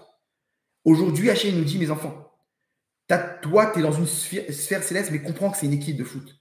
Demain, tu auras besoin de ton prochain. Et Hachem nous pousse, malheureusement, dans des guerres où là, d'un coup, il n'y a plus de différence. On est tous ensemble, on est tous en train de s'entraider, etc. C'est grave qu'on doit arriver à là pour s'aimer. Mais sinon, on est en galoute. Quand on est en train de se massacrer et dire que l'autre, c'est du sheker, on est en galoute. Pourquoi tu n'aimes pas ton prochain? Qu'est-ce qu'il a? Parce que ce n'est pas la même Torah que toi. Parce que ce n'est pas la même Torah, tu es en train de lui tirer dessus. Tu es en train de lui tirer dessus et tu es en train de te tirer sur toi-même, tu es en train de tirer une balle dans les jambes, dans les pieds. Donc, pourquoi? Parce que tu es dans le monde du Tohu, tu prends la lumière que pour toi, c'est là que le Kéli va exploser. Olam Hatikoun, la Géoula Rabotai, on est tous ensemble. Chacun, il a sa place. Il y a l'armée de l'air, il y a les tanks, il y a les soldats, les renseignements. Venez, on arrête de se battre entre nous. C'est une guerre, on est en train de se battre entre nous. Ça, c'est au niveau du Ham Israël, ce qui se passe aujourd'hui. Okay, je pense que chacun, on a un problème dans ça. On est tous là avec notre ego, en train de dire la lumière, le Hémet, il est chez moi et pas chez les autres. Et ça, c'est malheureusement ce qu'Hachem nous reproche. Ce qui s'est passé à l'époque, la guerre entre les courants, il faut accepter tout le monde. Tu aimes tout le monde, les gauches. Mais le mec, c'est un chiloni, j'aime tout le monde dans le Ham Israël. La gauche, la droite, chiloni, religieux, non religieux. Chabad, Breslev, Datiloumi, Ashkenaz, tout le monde. T'es juif, ça y est, il n'y a plus de limite. Après, toi, tu es attiré par telle et telle Torah, la brioute, fais ce que tu veux. Moi, qu'est-ce qui m'attire? Là-bas, je suis là-bas. C'est ça que j'aime, c'est mon truc. Mais toi, tu dois rester à mes côtés. Tu dois rester devant, derrière, tu dois m'épauler. Tu ne peux pas me laisser tout seul. Parce que nous, ce qu'on fait, on est en train de se tirer dessus. Ok.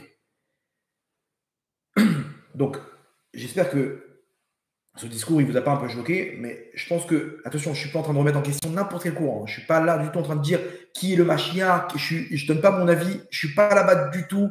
Je suis alvaï que ce soit l'un qui vienne. Peu importe comment, des vivants, des morts, de lui, de gauche, l'homme échané, peu importe, qui viennent nous libérer déjà. Mais comment, moi je suis juste en train d'expliquer comment on doit le faire, juste de changer quelque chose dans notre cœur. Comment accepter notre prochain. Accepter notre prochain, c'est ça ce qu'on doit faire aujourd'hui pour pouvoir faire en sorte que cette lumière, elle puisse être intégrée et se matérialiser, cette lumière de la Géoula, de la Shrina, du Beth Amikdash. Donc ça, c'est Olam Hatikoun, c'est comme ça que c'est la lumière de la Géoula. Il y a un autre point que j'aimerais aussi évoquer, ça c'est au niveau du Ham Israël, au niveau général.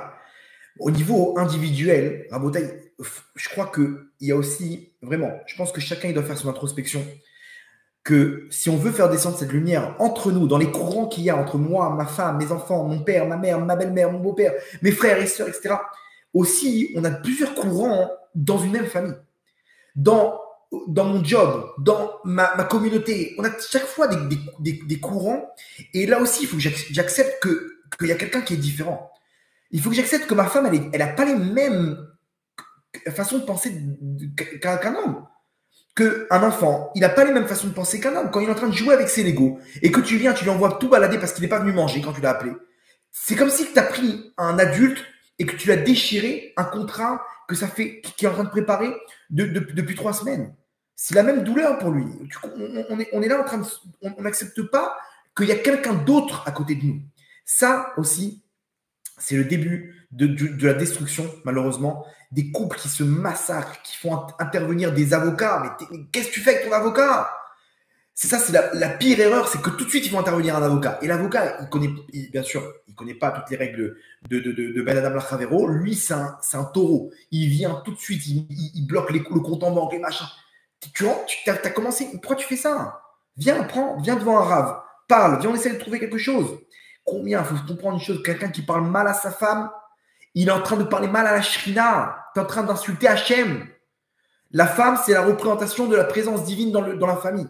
C'est elle qui représente la maison. Quand tu frappes, quand tu parles mal à ta femme et que tu la vexes, tu lui fais mal et qu'elle pleure, alors la Shrina en haut, la présence divine, elle pleure.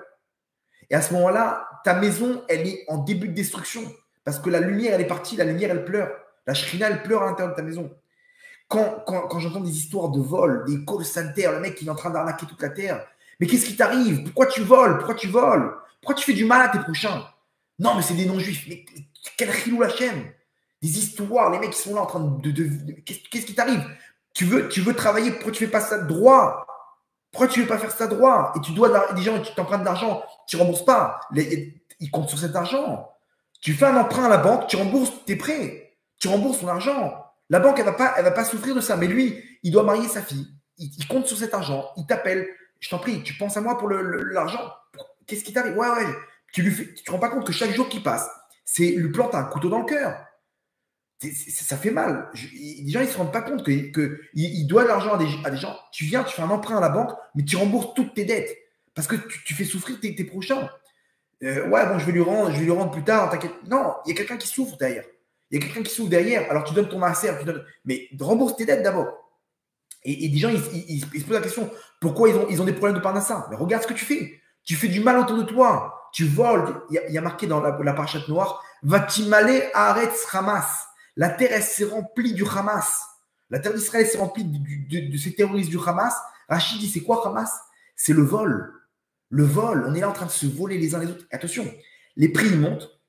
Donc moi, on m'a augmenté le prix de mon loyer. Il n'y a pas de problème. Je vais augmenter le prix de la location. C'est-à-dire, moi, on m'a fait du mal. Je vais faire le même mal aux autres. Mais on est où? On est dans quel monde aujourd'hui? Chacun, il est en train de faire du mal à son prochain. Lui, il a fait une faute. Il est en train de t'arnaquer.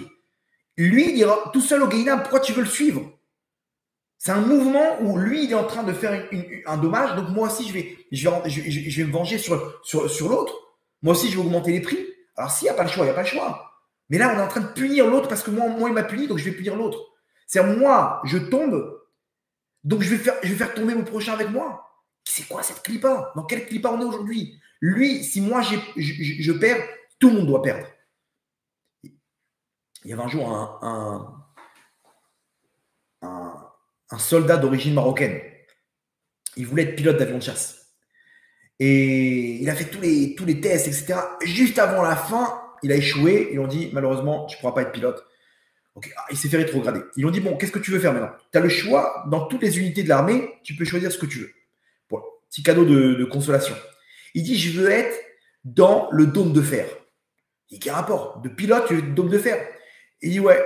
Il dit, c'est quoi? Explique-nous. Il dit, parce que si moi, je ne suis pas pilote, alors personne ne sera pilote. J'abattrai tout le monde. Ça, c'est exactement ce qu'on est. Si moi, je n'ai pas ce qu'il faut, alors personne n'aura. Mettez ça de côté, ça c'est une clipa qui s'appelle Gam. Okay, vous allez voir, le Rabbi Nachman, il en parle, cette clipa. Okay, mettez ça de côté, mais vous allez voir qu'on est tous dedans. On est tous dedans. En ce moment, il m'arrive chaque fois que je prie, Hachem, il m'amène un mec bizarre à côté de moi. Un mec qui parle fort. Alors, vraiment, j'essaye de faire. Ma prière, elle dure très longtemps. Au moins 10 minutes, 12 minutes. Okay, et c'est vraiment beaucoup de concentration. Vraiment, je sors, je suis épuisé. Vraiment, une amida, non. Maintenant, le problème, c'est quoi? C'est que mon cerveau, c'est un radar. Il est hyperactif. C'est trop rapide. Il y a trop de trucs. Même quand je fais les cours, j'ai la traduction qui vient le mot, il vient en hébreu. Je dois le traduire. J'ai trouvé le mot qui vient d'après. Il y a 1000 informations. Donc, c'est plus rapide. Les pensées, elles sont plus rapides que l'expression de ma bouche. Et je m'embrouille et c'est n'importe quoi. Mon cerveau, c'est un radar. Dès qu'il y a quelque chose de suspect, il le capte. Il est très sensible. Et Hachem, il amène des mecs à côté de moi qui parlent fort, qui sont trucs. Le mec, il fait ça à Mida, à voix basse, et il rentre dans il fait ça à voix haute. Tout le temps, je tombe sur un mec qui vient. Juste avant de commencer, je prends un endroit tranquille dans un coin, et d'un coup, il y a un mec de nulle part, il vient me coller. Et ce mec-là, il reste pas tranquille. Il a tout le temps quelque chose. Tout le temps, je suis en plein milieu, et ça me dérange, j'arrive pas à me concentrer, et j'ai envie de balancer un petit chut, genre, calme-toi, Tzadik. Et là, je me dis, 2 secondes. Pourquoi je vais venir faire taire sa prière pour ma prière à moi? Genre, si moi, j'arrive pas à me concentrer, alors lui aussi, je vais le briser. Chaque fois que je tombe dans cette clipa de détruire celui qui me détruise. Alors moi, il m'a brisé ma tefila, donc je vais l'emporter avec moi. Bon, on est tous là-bas. On est tous là-bas dans ce truc-là de j'ai pas, je vais prendre avec moi. Maintenant, laissez ça de côté, vous allez voir, je vais vous ramener la solution que Rabbi Nachman nous ramène, incroyable dans l'écouter Moran. Mais avant ça, il y a aussi un point que je veux relever, c'est vraiment de faire attention dans les familles. Il y a des guerres de clans dans les familles, des guerres. J'ai été témoin d'une histoire, malheureusement, de quelqu'un qui ne parlait pas à son beau-frère, ok, donc c'est le mari de sa sœur. Une histoire, je suis rentré dans l'histoire, un truc de fou, la guerre mondiale. Des bagarres, des machins, des mots, des trucs, les enfants, ils se sont mêlés. Bon, je ne sais pas comment j'ai réussi à rentrer dans l'histoire et tout. Je suis rentré, j'ai essayé de faire le shalom. Au Hachem, on a réussi à toucher quelque chose. Malheureusement, ça n'a pas marché. On m'a rappelé quelques mois plus tard pour me dire que cette femme-là, donc la sœur donc il y a le frère de cette femme-là, qui est donc et le beau-frère, son mari, à cette femme. Cette femme, malheureusement, elle a eu la maladie. Elle s'est retrouvée malade, etc., hospitalisée, phase finale, phase terminale. Ils m'appellent, à ce moment-là, ils me disent Vaudra, qu'est-ce qu'on fait? On est aujourd'hui. Ils ont tous compris pourquoi. Ils ont tous compris qu'Hachem, il a perdu patience de cette guerre, qui a massacré toute une communauté, qui a déchiré toute une famille. Malheureusement, cette femme, elle est partie, et le frère et le mari, ils se sont retrouvés au moment où elle a quitté ce monde-là, ils se sont retrouvés à se prendre les deux dans les bras l'un de l'autre. Regardez le scénario, cette histoire, elle m'a brisé le cœur. Me dire comment, c'est ça ce qu'il faut attendre, que Hachem prenne quelqu'un pour qu'il s'en lasse, pour qu'il fasse la paix. Ils ont bien entendu, ils se sont demandé pardon, etc. Mais c'est trop tard à Botaï. Quand il n'y a plus la lumière de la Shrina, malheureusement, on a tout perdu. Alors quand il y en a qui parlent des rabbanim, why. Aujourd'hui, les gens, ils se permettent de parler des rabbanim. Mais vous vous rendez compte de ce que c'est? Lui, c'est l'intermédiaire de la lumière d'Hachem. Hachem, il dit une chose. Tu peux parler sur moi, mais tu ne parles pas à mes serviteurs. Ceux qui font, les tzadikim, celui qui a le malheur de dire du lachon hara sur un tzadik, il a brisé sa vie. Il a brisé sa vie. Nous, aujourd'hui, on est trop proches des rabbanim. Voilà, machin, des blagues, des machins. Rabbi Levi Yitzhak Berdichov, il disait, on lui a posé la question, il dit, comment vous êtes arrivé à cette lumière, vous et l'Admour Azaken? Il disait, parce que quand on entendait la canne de notre maître, le Maguid Mimizrich rentrer pour donner le cours, rien que quand la canne est tapée par terre, notre cœur il tremblait de crainte. On tremblait de crainte de notre maître. Donc cette lumière qui nous transmettait, elle rentrait directement dans notre cœur. Mais aujourd'hui, on a la crainte des rabbanim. On a la crainte des rabbanim. Aujourd'hui, on est en train de parler de Rav truc, Rav machin. Mais fais attention, tu es en train de détruire ta famille. Rabotaï, vraiment, prenez ça à cœur. S'il y a des disputes dans votre famille, prenez tout de suite votre téléphone. Et sauvez votre peau, sauvez votre famille, sauvez votre parnassa. Parce qu'Hachem est en train de nous donner des messages par rapport à la suite des événements. Celui qui fait ça, Rabotaï, il ramène la Shrina chez lui. C'est dur, je comprends. Il y a des histoires. Mettez tous vos sentiments de côté. Parce que si vous le faites, vous mettez aussi tous les accusateurs de côté.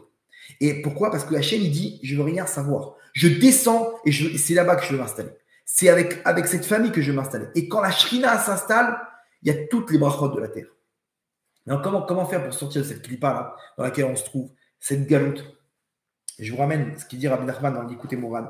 Il parle dans le l'Ikouté Moran Tignana. Donc la deuxième partie du l'Ikouté Moran dans la Torah Bet, la deuxième Torah, tout à la fin. Tout à la fin, Rabbi Nachman, donc toute cette Torah, elle part de la hardout. Il nous dit là-bas, elle est incroyable cette Torah. Elle nous dit que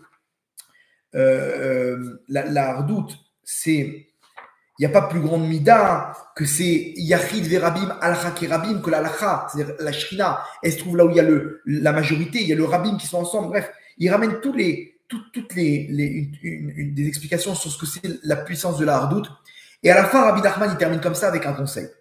Il dit Veda, et sache, chez Mizmor les Toda ou Mesugal les Makché les LED. Il nous dit j'ai un conseil pour vous. Mizmor les Toda, c'est ça qui va nous sortir de cette clipa, ok, du manque d'union dans le Ham Israël. Pourquoi? Parce que le Mizmor les Toda, il a la capacité, Mesugal les Makché les LED, de sauver une femme qui a du mal à enfanter. Dainu, l'Omaroto, quand quelqu'un il dit Mizmor les Toda, lorsque sa femme est en train d'accoucher et qu'elle a du mal à accoucher, il fait accélérer et il facilite l'accouchement. Pourquoi? Il nous explique qui Mizmor les Toda, rachetez votre mal. Mizmor les Toda, prenez les premières lettres, c'est mal. Mal, c'est Prinat, mal, c'est la valeur numérique de 70. Prinat Shivim Kalin chez la Yoledet chez Tsueket Kodem Aleda Kamuva dans le Zohar là-bas, ok, que en fait, lorsqu'une femme elle accouche, il y a marqué qu'il y a 70 voix. 70 voix, ça correspond à des secrets que le Zohar il nous ramène là-bas, ok. Donc Mizmor les Toda, l'initial, ça correspond à mal 70, qui viennent venir contrer et adoucir les 70 voix que la femme elle doit émettre pour pouvoir accoucher, donc les souffrances. Veyesh be Mizmor ze Kuf Samerchet Otiot. Dans ce Mizmor, il y a 168 lettres. Par rapport à quoi? Kuf Samerchet ou Chesed be Adbash. Alors, Kuf Samerchet, quand on prend les lettres, Kuf Samerchet et qu'on les remplace par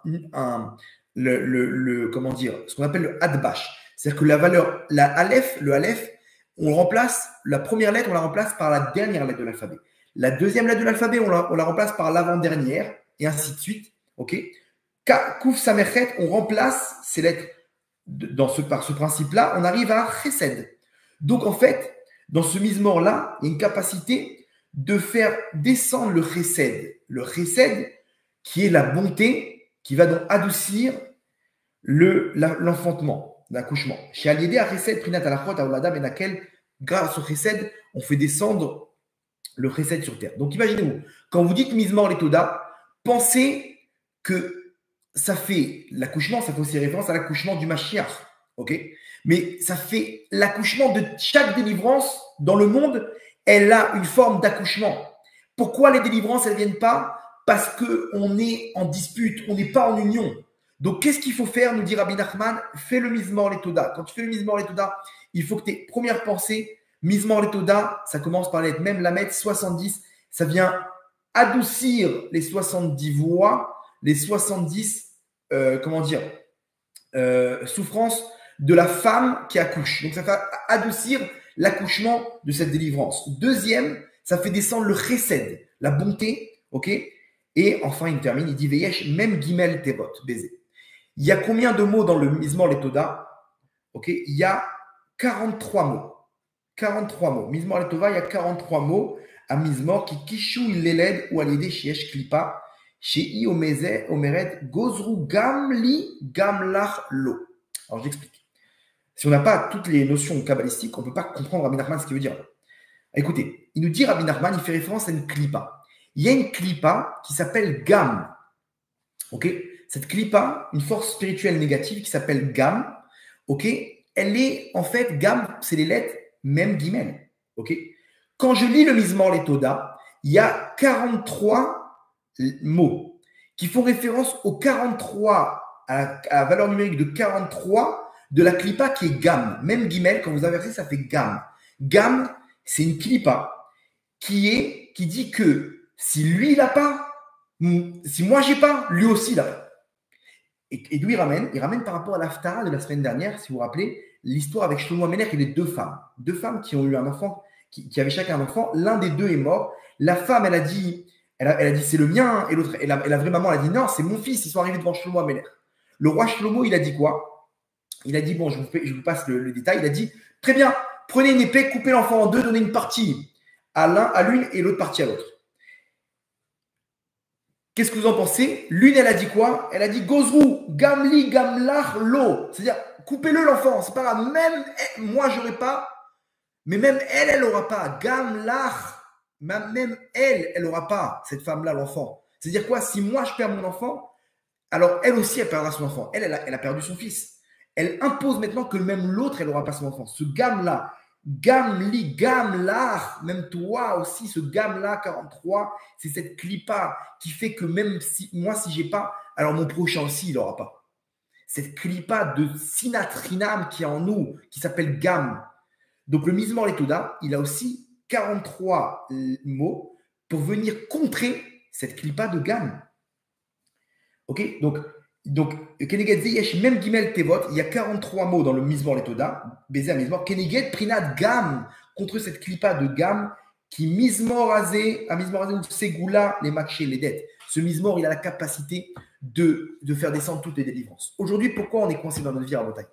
À cause de cette clipa de Gam, ok, qui est là en train de dire, si Gam, ça veut dire aussi.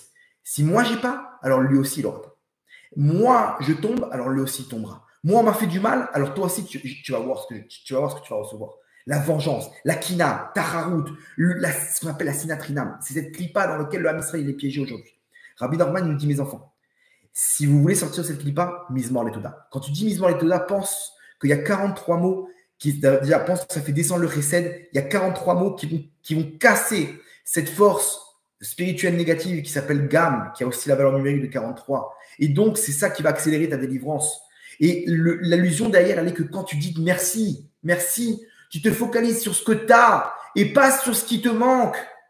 C'est ça le problème qu'on a aujourd'hui. On est tout le temps en train de se plaindre. C'est cette clipa qui nous fait qu'on déteste notre prochain parce qu'on est toujours en train de voir ce qui me manque et ce que lui, il a. Donc, si moi, je n'ai pas, lui aussi, il n'aura pas. C'est ce gap, cette clipa à haute taille qu'il faut briser. Et comment on le fait? Rabbi Nachman nous donne une astuce. Mizmor Letoda, tu fais descendre du chesed et tu brises cette clipa. Mais aussi, dis merci sur ce que tu as. Regarde ce que tu as. Tu ne peux pas être jaloux de ton prochain. Tu ne peux pas être jaloux parce que si tu es jaloux, tu es coincé dans cette clipa. Tu as cette haine gratuite. Et à ce moment-là, tu fais fuir la shrina. Donc, Rabotai, il faut se focaliser que sur le bien. Arrêtez de voir sur moi aussi, lui aussi, il n'aura pas. Et lui aussi, je vais le briser. Et lui aussi. Ça y est, arrête avec ton prochain. Concentre-toi sur toi. Concentre-toi sur toi et confiance que tu reçois exactement ce qu'Hachem il a besoin pour toi. Arrête de prendre à l'autre, arrête de voler, arrête de faire du mal à n'importe qui sur terre parce que tu te mets en danger. Tu es en train de tirer sur tes prochains, tu es en train de faire des dommages collatéraux et tu es en train de faire couler le bateau sur lequel tu te trouves. Donc, Rabotai, on a compris une chose ce soir, c'est que la sinatrinam, elle détruit le Beth Amikdash. Mais jusqu'à aujourd'hui, elle détruit notre Beth Amikdash, elle fait fuir la présence divine, elle fait fuir Hachem, et c'est là qu'on est en danger. On ne sait pas ce que les prochains jours nous annoncent, mais ça risque d'être chaud, Rabotai. Ça risque d'être chaud. Hachem nous prévient. La mort de ces otages par nos propres tirs, la mort de ce sadique qui a voulu libérer, qui a voulu sauver ses frères, qui a été tué par 2 soldats, pareil. Hachem nous prévient. Peut-être que nous aussi, on tue nos frères. Comment? Quand on fait une marloquette, quand on fait des disputes avec notre sinatrinam, on fait fuir la protection, on fait fuir la présence divine, et à ce moment-là, c'est terminé. Donc, venez, on fait redescendre cette lumière. Comment? Le shalom entre nous. Il n'y a plus de différence. Toi, tu as ton chemin, fonce. Mais les autres, tout le monde est avec toi. On est une équipe ensemble, on doit s'aimer. Le Ham Israël, c'est Ham Israël Chai. Il y a plus, on doit dire, à sourd dire du Lashon Hara sur nos frères, à plus forte raison sur des rabbanim, rien du tout, rien. Il n'y a plus rien. Parle pas, ne dis rien. Tais-toi, mets ton masque du corona et tais-toi et dis rien. Parce que tu es en train de te tirer une balle sur le pied. Tu es en train de tirer sur tes propres frères. Ça, c'est le message de ce soir à Bretagne. Et je vous ai pris beaucoup de temps ce soir, mais si vous êtes intéressé, on va finir avec une petite histoire. J'en suis sûr que ça va vous intéresser. Dans ce qui s'est passé le 7 octobre, il y a eu, je vous avais déjà raconté ce qui s'est passé ce soir-là dans le kibbutz Sahar. Dans le kibbutz Sahar, il y a eu une histoire de hardout énorme. Il y avait une communauté là-bas qui a été formée. Okay, c'est un kibbutz Shomer Shabbat qui se trouve exactement à la frontière avec Gaza. Et là-bas, il y avait une communauté qu'ils ont formée. Maintenant, il y avait des Sfaradim et des Ashkénazes. Donc, il y avait une différence dans les rites et tout. Donc, les Sfaradim, ils voulaient faire leur propre communauté. Ça a fait des histoires. Ils sont disputés. Ils sont partis fâchés. Ils ont pris là-bas le gymnase. Ils se sont installés là-bas. Et ils ont fait leur propre prière. Donc, il y avait un froid, une grosse dispute entre les Ashkénazes, la communauté Ashkénaze et la communauté Sfarad. Le soir de Simchat Torah, écoutez bien ce qui s'est passé. Le soir de Simchat Torah, ils sont en train de danser avec les Sifrei Torah dans la communauté des Sfarad. Et il y en a, il dit, on ne peut pas danser autour de la Torah quand Hachem nous dit qu'il se trouve là où il y a le shalom.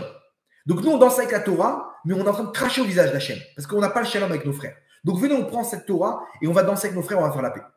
Bonne idée. Ils ont pris tout ce Sefer Torah, ils sont partis jusqu'à la synagogue des Ashkénazes et ils ont dansé avec eux, ils ont fait la paix. Il y a eu une grande joie, tout est rentré dans l'ordre, ils ont fait la paix, ils se sont serrés dans les bras et ils ont clôturé cette longue dispute.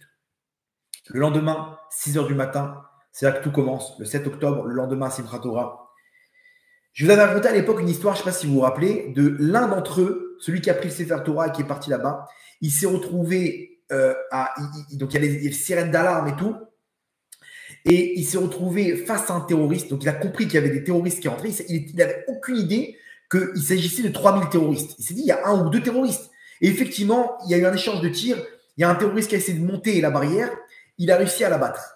Malheureusement, il a pris une balle sur la main. Il était blessé et il fait signe. Il voit une voiture arriver. Il comprend que c'est une voiture de l'armée. Il leur fait signe, je suis blessé, aidez-moi. Il leur fait signe, il demande de l'aide. La voiture, elle passe et là, il tombe des nues. Il voit quoi dans la voiture? Il voit que ce n'est pas une voiture de l'armée, c'est une voiture avec 12 terroristes qui passent devant pour aller dans le kibbutz d'après. Il y a une barrière qui les sépare. La voiture, elle est à 25 mètres de lui. Ils sont 12 terroristes, ils le regardent. Il fait un appel. Les 12 terroristes le regardent. Bien entendu, ils tiraient sur tout ce qui bouge. Donc, ils ont tous commencé à lui tirer dessus. Je ne sais pas si les 12 ou une partie d'entre eux. Ils ont commencé à le mitrailler. Et en passant. Lui, il ne comprend rien. Il voit 12 terroristes passer. Il est là. Il n'a rien compris. Il s'est fait mitrailler. Il s'est dit, il va chercher maintenant les traces de sang parce qu'il s'est dit, ils ont fait de moi un gruyère. Imaginez-vous, il y a 12 terroristes qui sont en train de tirer et qui le mitraillent. Il cherche à rien. Les balles, elles sont passées au-dessus, en dessous, entre les bras, les jambes. Rien. Il n'a pas été touché. Une soixantaine de balles à 25 mètres. Il n'y en a aucun qui a réussi à le toucher. Ça, c'est l'histoire que j'ai racontée à l'époque. L'histoire, elle n'est pas terminée. À l'entrée principale, les terroristes ont essayé d'entrer. Tous ceux qui s'occupaient donc de l'équipe d'intervention du kibbutz, ils se sont réunis. Ils ont vu des voitures arriver avec des blessés de la fête là-bas qu'il y a eu à la fête Nova là-bas. Les voitures remplies de gens qui sont blessés. Ils ouvrent le portail. C'est un gros portail un gros portail en acier. En métal, ils ouvrent le portail, il faut entrer des voitures de blessés. Qu'est-ce qui se passe? Il y a des milliers de terroristes, ils ont pris le contrôle, etc. Ce kibbutz, comprenez bien, il est à côté, il y a le kibbutz Be'eri qui s'est fait brûler complètement, kibbutz Alumim aussi qui s'est fait dévaster, et le kibbutz Kfar Aza. Les 3 kibbutzim qui se sont pris le plus cher. Entre les 3, il y a ce kibbutz Sa'a.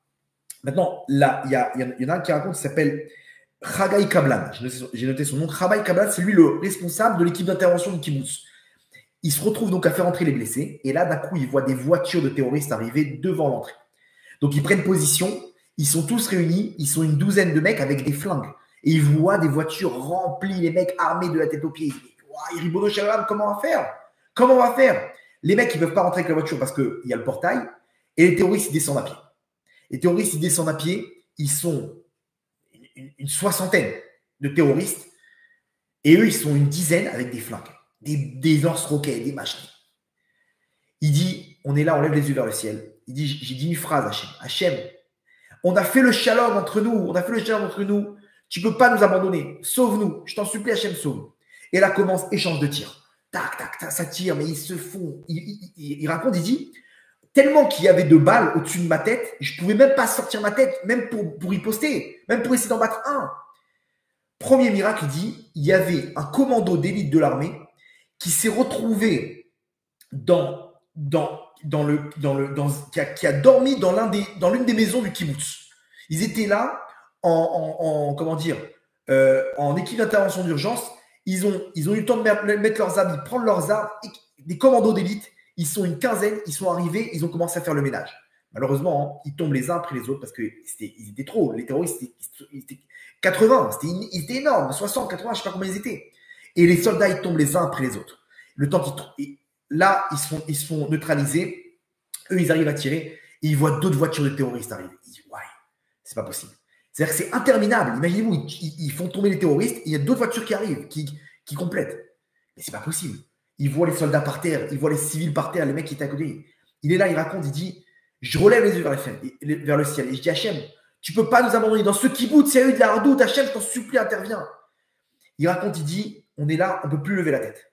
Il y a trop de tirs au-dessus de nous. Celui qui lève la tête, il meurt. C'est simple, il se fait toucher, c'est obligé. Donc on est là, on est derrière, on est tous en train de prier de nos tripes. Et là, je dis Hachem, tu ne peux pas nous oublier. Dans ce kibbutz, il y a eu de la hardout. Comme ça, je finis avec ces mots-là. Il raconte, il dit, je finis de parler. Et là, on entend un bruit, un tank de l'armée israélienne qui arrive à toute vitesse, qui se pose devant l'entrée du kibbutz. Et là, vous savez, les tanks, ils ont des mitraillettes automatiques, ok, au-dessus. Le tank, il est là. Il se pose devant l'entrée du kibbutz. Il est face à 60 terroristes. Et il commence les 3 mitraillettes du tank ensemble. Il rase l'entrée du kibbutz. Il n'y a plus de terroristes. Et le tank, chaque voiture, boum, boum, boum. Le tank, il est arrivé de nulle part. Il arrive, comme dans les films, un dérapage comme ça.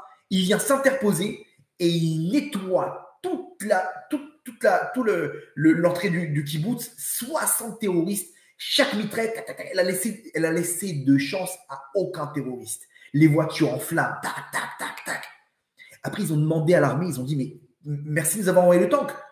L'armée, ils ont dit, on n'a jamais envoyé de tank là-bas dans ce kibbutz. En fait, il s'est avéré que des soldats des bases, ils ont pris un tank et ils voyaient que leur base elle a été prise d'assaut. Ils sont partis de kibbutz en kibbutz pour sauver le maximum de personnes. Et ces tanks-là, ils tuaient par dizaines, par dizaines. Et ce tank-là, il est intervenu au moment où il a fait appel au mérite de la hardout. Donc, quand il y a de la hardout, on peut arriver face à des dizaines de terroristes. Tu es intouchable. Bien entendu, la suite, c'est quoi? C'est qu'ils se sont levés, ils ont pris les soldats. Aucun d'entre eux n'est mort. Ils ont été tous blessés, ils ont tous pris des balles, les soldats, mais il n'y a eu aucun mort dans cette attaque. Ce kibbutz, il a eu un des seuls kibbutz, entouré des 3 kibbutzim qui sont fait raser, ce kibbutz-là intact. Pas un seul mort. Pourquoi? Parce qu'il y a la shrina. Quand il y a la shrina, il n'y a rien. Il y a une protection. Bien entendu, il y a des blessés, il y a des trucs, il y a des comptes, mais à Akadosh Baruch Hu, quand il est là, il n'y a rien à craindre. Donc, Rabotai, Hachem nous fait comprendre, venons, on arrête de se tirer dessus. Venez ensemble, où qu'on soit, venons, on fait la paix avec notre femme, nos enfants, notre famille. Venons, on fait la paix entre les courants. Et pas un mot sur l'Am Israël. Pas un mot sur personne du Am Israël. Personne du Am Israël. Ensemble, on se prend la main. Ensemble, on peut recevoir cette lumière de la Géoula. Berachamim Dolim, Bezrat Hashem, Baruch Adonai Leolam. Amen. Amen.